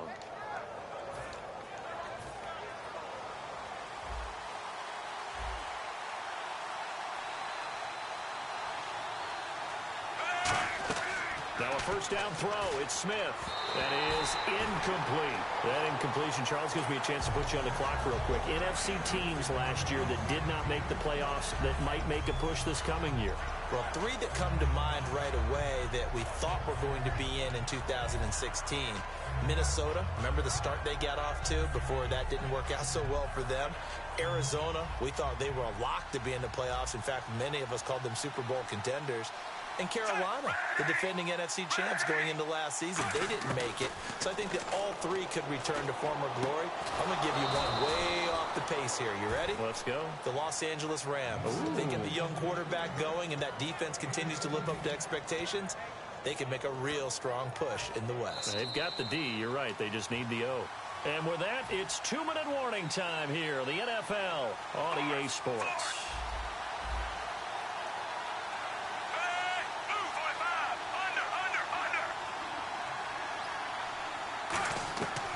First down, it's Smith. He's got the hook up with Conley. And he'll go down at the 28. Give him 9 there on the first down completion. And a pretty simple completion there underneath, but a successful one for the offense. Partner, doesn't have to be the big shots downfield all the time. Having that safety net underneath is a great thing for a quarterback.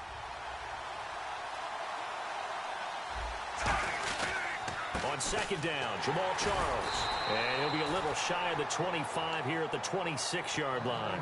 Only a gain of a yard, but that's all they needed, as that's going to move the chains. 2nd and 1 is often an invitation to take the big shot downfield. I bet the offensive lineman said, are you kidding? We just get on our backs and let's go get the first down. They love being physical. On first down, it's Charles again. And he is met at the line of scrimmage, and he goes down right there. Just a yard on the pickup there, and it'll bring up a 2nd and 9. Now that's the type of play that'll fire up the defense. Hold them to 1 yard on a first down run. It'll be interesting to see if the offense decides to press the run at all, or if they'll abandon it now after gaining only 1 on that play.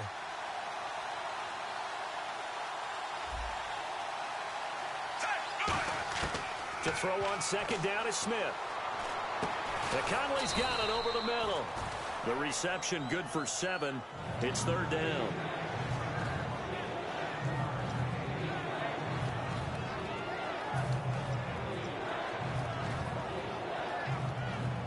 Play number 9 set to come here on the drive on 3rd and 2.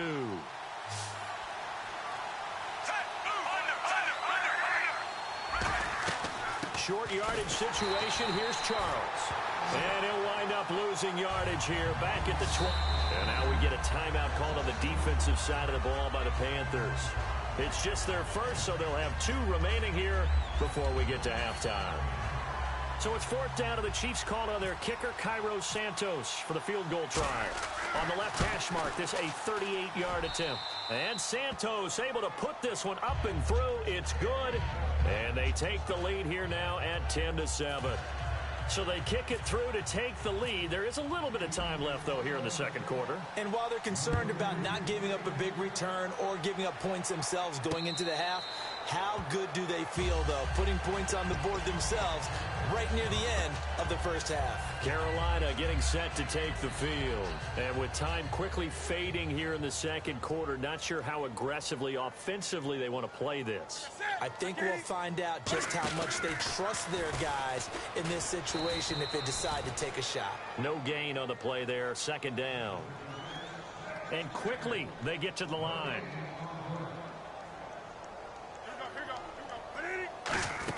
On second down, they run with Stewart. And this one goes nowhere. Losing yardage back at the 22. It's a loss of 2, now third down. Now whistles come in. We're going to get a timeout here by the offense. So that means they're down to 1 remaining here as we head toward halftime. And they're going to go soft on the corners. After the run, Newton going to throw. He's going to look deep down the field. And he knocks the ball away, and it falls incomplete. They were looking to get it to Kelvin Benjamin there. Now fourth down.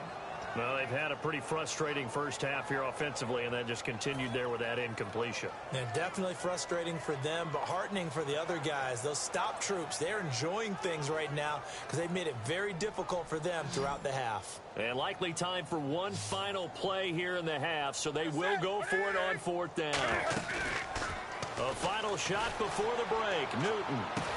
Oh, this is taken in. It's complete. That's it for the first half. 2 more quarters to go. We'll have plenty more to see after the break. Welcome back. Halftime over. We are ready for quarter number 3 alongside Charles Davis. I'm Brandon Gaudin. So both teams have their marching orders, and we'll get going again here in quarter number 3. This is taken about 7 yards deep. And he'll probably wish he reconsidered here. It'll cost him 10 yards now with a new rule as he's down at the 15-yard line. Here comes the Chiefs offensive unit as they'll have it to begin quarter number 3. They have the lead. Now they'll be looking for some separation here as we begin the third quarter. I like the way you term that because now I think they go a little bit deeper into their playbook. They like what they did in the first half. That worked okay. But in order to get the separation that you just talked about, change things up a little bit. Change your tendencies. Try and hit them a little bit more with some things they didn't see in the first half. We'll see if they do just that.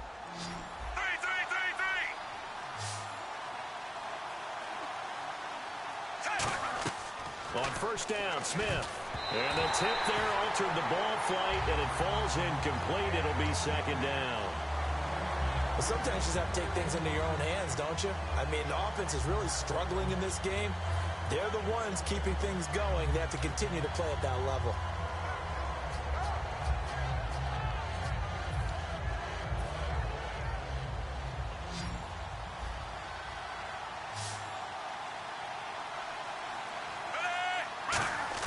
Back to the air, Smith on second down. The tight end Kelsey has it over the middle. And a nice gain of 21 yards. And after that completion, you can understand why so many teams in the league are emphasizing speed on defense at every position. The tight ends have created so many tough matchups now. If you can't run with a tight end as a linebacker, this is going to be the result every time. A first down carry here for Charles. And he takes it down to the 40 with a pickup of 4. In on the tackle there, Luke Kuechly. Not a run that you're going to write home about, but still a good first down run. That's what an offense calls staying on schedule. 3 to 4 yards on first down, you're set up very well for the rest of the drive. They'll keep it on the ground with Charles again. And he's going to get it down to the 33-yard line here. 7 yards there, good enough to move the sticks.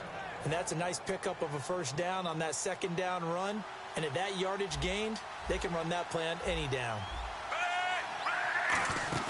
Now a play fake here on first down. And Hill with it over the middle. And he gets this one all the way down inside the 15, just shy of the 10. And, boy, they had high praise for this rookie receiver when we asked the coaches about him, didn't they? They certainly did, and obviously they liked his measurables, otherwise they wouldn't have brought him onto the team. Height, weight, speed, all of that.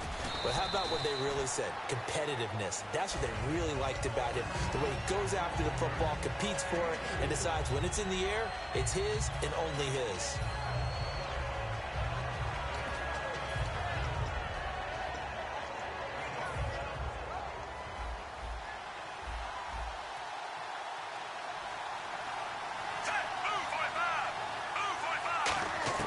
Here's Smith now on second down.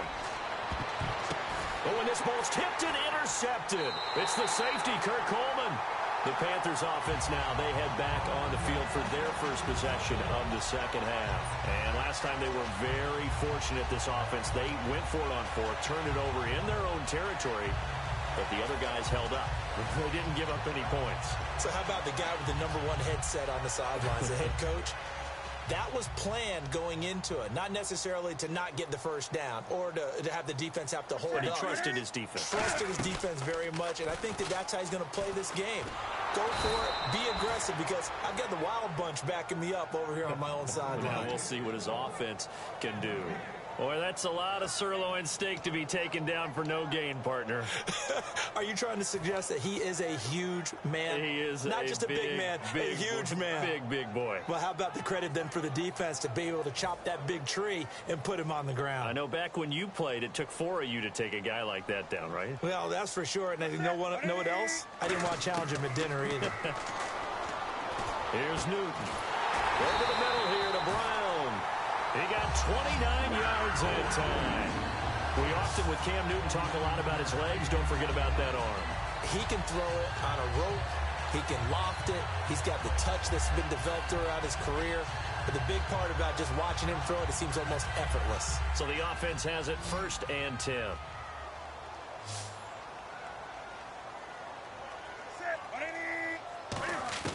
From the 50, Newton.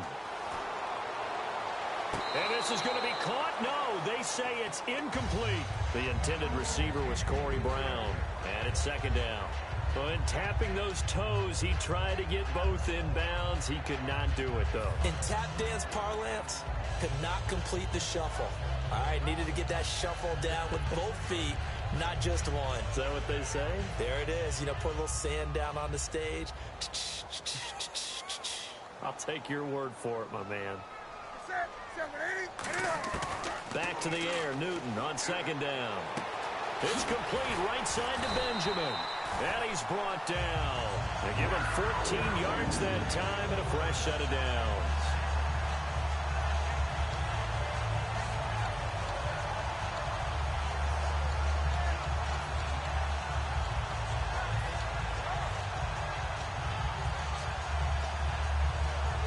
Final minute now of the 3rd quarter.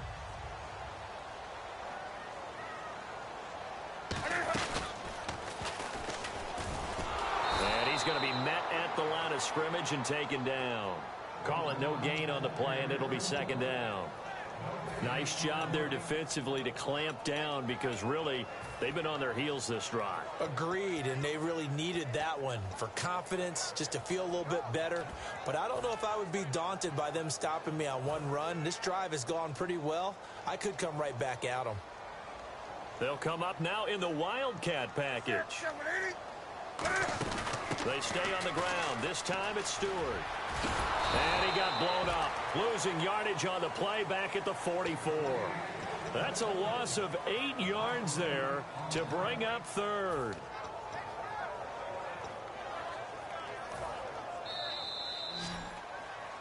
And we're back now in Charlotte. It's been a very hotly contested game to this point. Just a field goal separating these two teams as we get set for the 4th quarter. And here comes play number 6 on this drive. They come up in an empty set. 4 wide receivers, 1 tight end.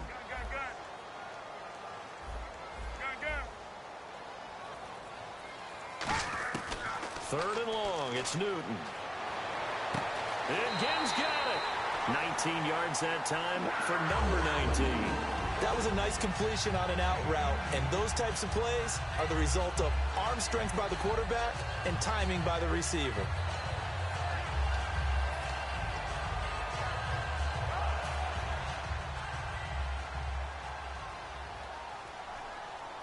They'll come out in the pistol. Now they pitch it. It's Stewart. And he will take it across for a Panthers touchdown. Jonathan Stewart, 25 yards. And the Panthers have taken the lead here in the 4th. Well, partner, that was another explosive run, and one thing I've learned in our time in this game, yes, the offensive line has to get a lot of credit, but for big runs to occur, the wide receivers have to block well downfield. And then you have to have a good guy carrying the ball too, right? Oh, without a doubt. You need that difference maker lugging the rock. This is taken about 7 yards deep. And he's able to get it across the 20, but not by much, as he's marked down at the 21-yard line. So now here are the Chiefs as their offense makes their way back out onto the field. And they had a nice little drive going last time. Threw the interception in the red zone. Costly. Bad enough to throw it anywhere, but that drives coaches insane when they're thinking about, hey, we've got a shot at points already. We're already in a spot where you're thinking you got 3 on the board for sure, and to come away with nothing, that's a really tough one for them to swallow. Yeah, will they make up for it? That's going to go as a loss of 2, and it'll be second down. They tried to run the counter, just that the defense wasn't fooled. And when they're not fooled, you see the end result, because what you're doing there, you mentioned the counter. You're using your offensive linemen sometimes to pull or move to influence the defensive front to go in that direction and create the space back in the other side and block it appropriately. But you're exactly right. Didn't move him. Sat there waiting for him and made the play. Throwing over the middle, and it's incomplete. He was trying to get it off to Jamal Charles there, and it's third down. One of the best routes, one of the favorite routes of any play caller. He just ran that one. Nice little angle route. That's supposed to be a catch, and usually it is in running back drop. Yeah, I mean, he's a running back, but he's got hands. He should have caught it. Throwing on third down, Smith. And this is caught. He hits Macklin. To give him 17 yards that time, as that'll move the chains. What a catch, and one-handed, and I'm starting to lose my awe about the play, and maybe I shouldn't. How much of this is the player? How much of it is the glove? Well, those gloves, they do have a little grip to them, They don't get they? a little extra tackiness to them now, and I know the guys in the NFL, the competition committee, some other places, they're talking about examining those gloves to see if they're having too much of an effect on the game. He got 29 yards that time. And there, the man coverage not good enough, partner, and they're able to complete the pass. Excellent recognition of the man coverage, and they found the guy who could win downfield. So after that big gain, let's see what else the offense has up its sleeve. They come out 5 wide, 3 of them to the right side. Smith. And it's caught over the middle. Wilson. Give him a couple on the catch. It's 2nd and 8.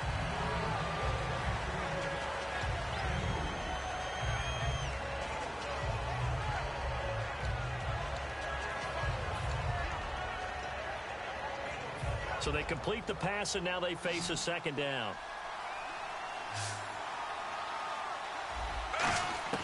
Smith throwing again. He's got the hook up with Conley. A good gain of 14 there, and it moves the chains.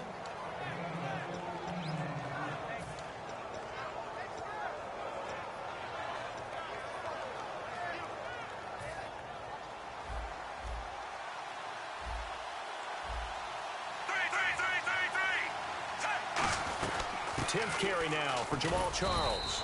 And able to push his way forward here for a good little gain.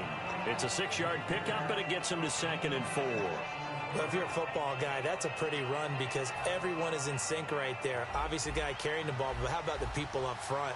Leverage, athleticism, they created some nice space for him. To throw on 2nd down is Smith. And he's got it. Touchdown, Chiefs. Travis Kelce from 13 yards out. And the Chiefs have taken the lead here in the 4th. And he's such a talented tight end, just creates nightmarish-type matchups on the other side. He's so good that when we say tight end, we're almost damning him with faint praise, aren't we? Because he can do it all. He's as good as any receiver in the NFL. Well, that's the deal. He's a wide receiver, just in a bigger body. Bigger body, a matchup nightmare, and who's going to cover it? When I sit in the film session, I just look at the coach and say, really? Really? You going to yell at me? You go cover it. The Panthers offense here, they get ready to head back on the field. And that last drive, so effective in the passing game, resulting in the touchdown. Maybe not many people were focused on the trenches. There was good protection there. Excellent protection. So now defensively, You've almost got to get down to those starters blocks like you're a sprinter. Get lower than those guys on offense and find a way to roar through them or around them to get into the face of the pass. Easier said than done, though. Way easier said than done. But they've got to try something because right now they're just cutting them to shreds. And they're going to speed things up here.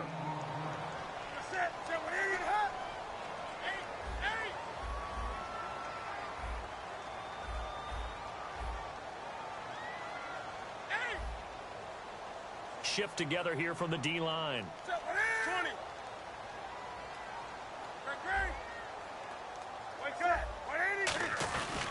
Now the Auburn alum, Artis Payne. And he's free going down the left side. It's a foot race. Touchdown, Carolina. Cameron Artis Payne, 65 yards. And the Panthers have taken the lead here in the fourth.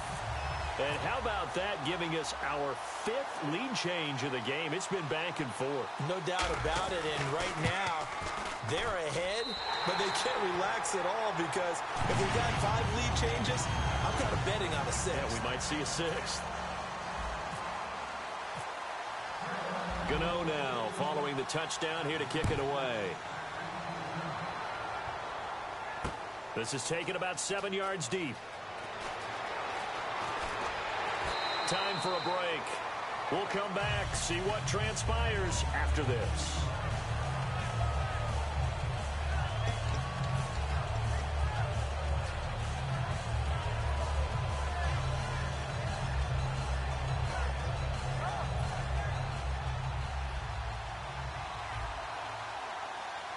One receiver left, 2 to the right.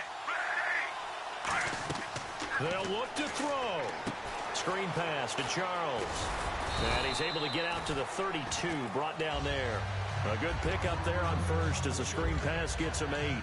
For a second there, I thought that might break big. Screen pass, looked like it was coming together, looked like there was an opening. Still, ended up with a solid game.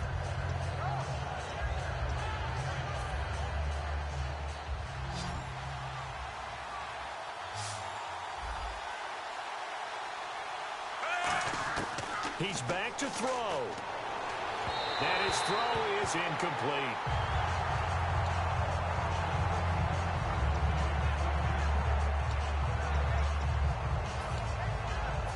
Third down here for the offense after the incomplete pass. Back to throw. And he took the contact as he was throwing it, and the ball drops incomplete. Well, that plays a statistic that's going to go on the defensive team stat sheet. Won't necessarily reflect in ours, right, the overall game sheet. But you and I know that they keep count on pressures, hits on quarterbacks, all those things, hoping to increase that throughout the game. And here we are in the fourth quarter, and they got a big one. And such a close game, a very big one. Back to throw, and it's complete to Kelsey. And he's got the first down yardage as he takes it down to the 49. 4th and 2, they got it. That was kind of that gray area. Is that a feel thing, whether you go run or pass there offensively? I think it's a feel thing. It's a tendency thing about what you like to do yourself on offense, as well as knowing how strong they are against the run on defense. Got to make a decision, and they made the correct one. And all the way in for a Kansas City touchdown. Jeremy Maclin, 48 yards. And the Chiefs have taken the lead here in the fourth. And touchdown, and congratulations, and 0 relaxation ahead of them, right? Way too much time on the clock for them to start celebrating. Yeah, part 1 is done, but now on the sideline, you can already see them scrambling down there. They're getting those defensive guys ready. Yes, you have to get those guys ready, and you also have to talk to your special teams guys. Make sure the kickoff is exactly what you want and cover it well. Now the Panthers offense, they get set to come back onto the field. They're only in need of a field goal, a decent amount of time on the clock. So tell me if I'm wrong. You don't have to be too panicked here. No, not at all. I agree with you. And this is where your preparation and your confidence comes into play. They've worked on these situations. Well, they practice this all the time, they practice it all the time. They know what they want to get done. And in a lot of cases, the great competitors, they love this situation. They think they can go ahead and get it done. They practiced it. We'll see if practice makes perfect. It's brought in right side by Ginn. Give him 9 there on the first down completion. Looking to speed things up here, going with some tempo. Here's Hardest Payne. And he'll get it down to the 47 here. Now hold everything here. We're going to get a timeout by the offense. It's just their first. They've got 2 more to use here in the final stages. So it'll be first down here after the run.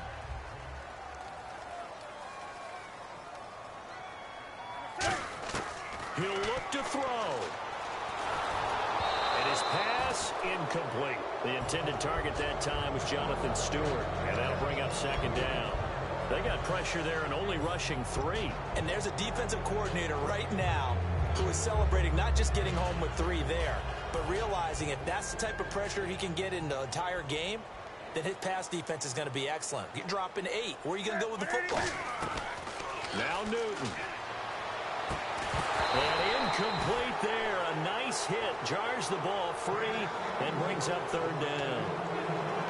It looked like they had something there, but I think that he was thinking about running with the football before he actually hauled it in, and that led to a big drop.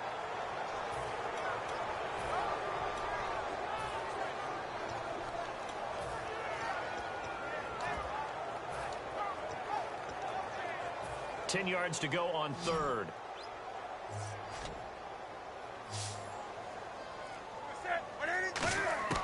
Newton. And, oh, a crusher there as it's intercepted. A great read, and it's picked off. And he'll return this ball across midfield to the 47-yard line. And now here comes Kansas City. 2 timeouts remaining defensively, but that shouldn't make much difference right here. It really shouldn't, but a lot of coaches look at it similar to baseball with the intentional walk. Always bringing in other sports. Always, hey, look. And this is caught. And he will take it on in for a Chiefs touchdown. Chris Conley, 46 yards. And thanks to the interception, the Chiefs offense cashes in with 6.